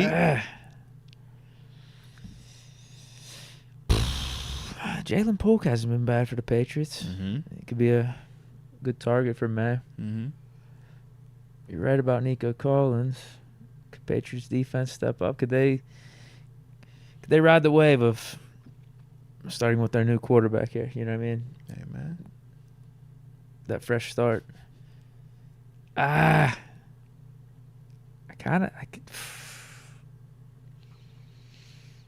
are you picking? If I had to choose, I would probably go Texans because of how I saw them kind of. I'll go Patriots. It was a close game. I'll do the Patriots then. I'll do that. It was a close game. Plus 6.5. Yeah, it was definitely a close game. They just started off really, really nicely. That's all. But it got close at the end, so that's all that matters. Packers at home -5 against the Cardinals. I roll Arizona. You know that. Throw my alumni in there. Jordan Love been hooping right now. Well, I was gonna say, I feel like the Packers are back, right? He been hooping. Yeah, I'll go Packers, and they're getting Dobbs back too from Yeah. suspension. I'm just rolling with Kyler. I like Kyler. I like Marvin Harrison Jr. That's my little fantasy Yeah, they've receiver. been playing good too. They've been doing me right. Saints man. at home +3 against the Buccaneers. Can I get Baker? Yeah, we're skipping this one because I'm not taking the Saints with Spencer Rattler. Yeah, Spencer. I'm not taking that. No way. All right, you scared of Baker? I knew it. Titans at home -3 against the Colts. I already said if Mason's playing. Mason's playing in this one. I thought. If Mason's playing, I'll take the Titans. You see that -3 too. Right, that's what I thought. Right, That's respect for Mason. Because Will Levis said he's working to get back or something like that, right? Okay, I'll take the Titans there. And I think Colts QB's up in the air still. Yeah, I want Flacco, but if it's A Rich, I don't blame you. I mean, I want Flacco though. Yeah. I don't blame you. All right, Raiders +3. So hold on. But just to clarify, I'm Colts, you're Titans. Titans -3. But you're only Titans if Mason is Mason's playing. Yeah. All right, so Jaron, Pittsburgh Silver Light. Shout out to you now. If Levis is playing, we could switch the picks. If you want to go with the Titans, I'll take the Colts. No, I didn't say that. I want Joe Flacco, and if not Joe, I'll roll with A Rich. I didn't know if it was getting weird after that. Just wanted them to. Prefer Joe though. Raiders Steelers we're good with. Yeah. Steelers -3. Yeah, both of us covered with that. Broncos at home +2.5 against the Chargers. Wow. I'll go. What's the deal with Herbert? I guess they had the bye last week because I don't remember seeing them play. Right, I was say because I ain't tripping. Oh, Deke, it's a real squad on the telly right now. Deke, it's a real squad just popped up on the telly. Oh, we need to see a mascot fight. Oh man, they got that purple on. Start wearing purple. I'll go Chargers. No, I'm sorry. All right, I'm going back. I'm back. All right, so you said you going Chargers? Broncos are kind of playing good though. I know. I'll go I like Chargers. their defense. You want Broncos? Yeah, I go there. I like how defense playing right now. And Bo is actually like he yelled back at Payton, so I kind of like him. I'm like, all right, Bo, I wasn't familiar with your game. You got a little gangsta on you. I guess that's all Payton was looking for. Yeah, Russ is too nice. He said, yell back at me. I like when you talk back to me. That's what you want. Yeah. I think that's what it was. Mm-hmm. Panthers at home +6 against the Falcons. I'm rolling with the homie Kirk. You're getting 6 points though. Oh God. You don't believe in Dalton? You getting 6 points? They have been weirdly playing better They have. with Dalton, but still not enough. They're still losing games. But you're getting 6 whole points. I'm not doing it. Fair enough. I'm not doing it. Fair enough. It's not like the Falcons are playing that good. Kirk's just been that clutch. I got to admit. I got to give the man props where it's due. They're not playing that great. No, they still should have lost that game against the Bucs. They should have won the game versus Chiefs. Yeah, if we're going to do that.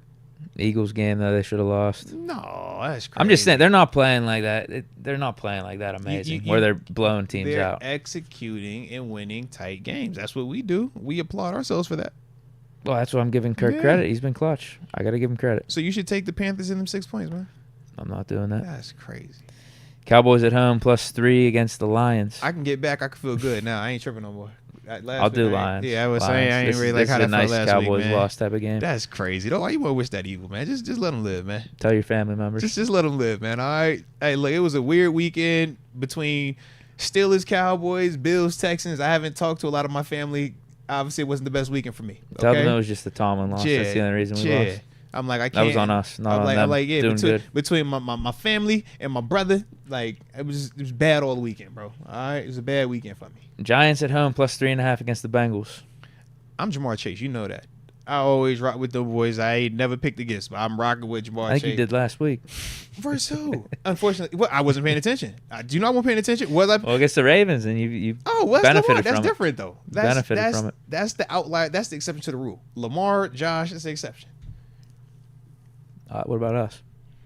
We don't pick on. Come on, man. Don't do that. That's crazy, man. That's crazy. Man. You even said the Giants are playing well right now. They are, and the Bengals defense is bad. Yes, Brian Dable is going to cook them up, bro. Brian Dable is in the.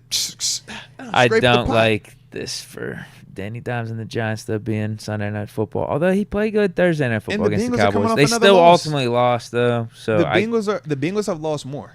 No, I gotta go with the Bengals. Burrow's back. That's all you need to know about this. All right. Burrow's back. I know the Bengals defense sucks. Well, I guess we'll have to skip that one then because I'm rolling with Jamar. I can't go against that one. I like that combo, and I already know how you feel about this one.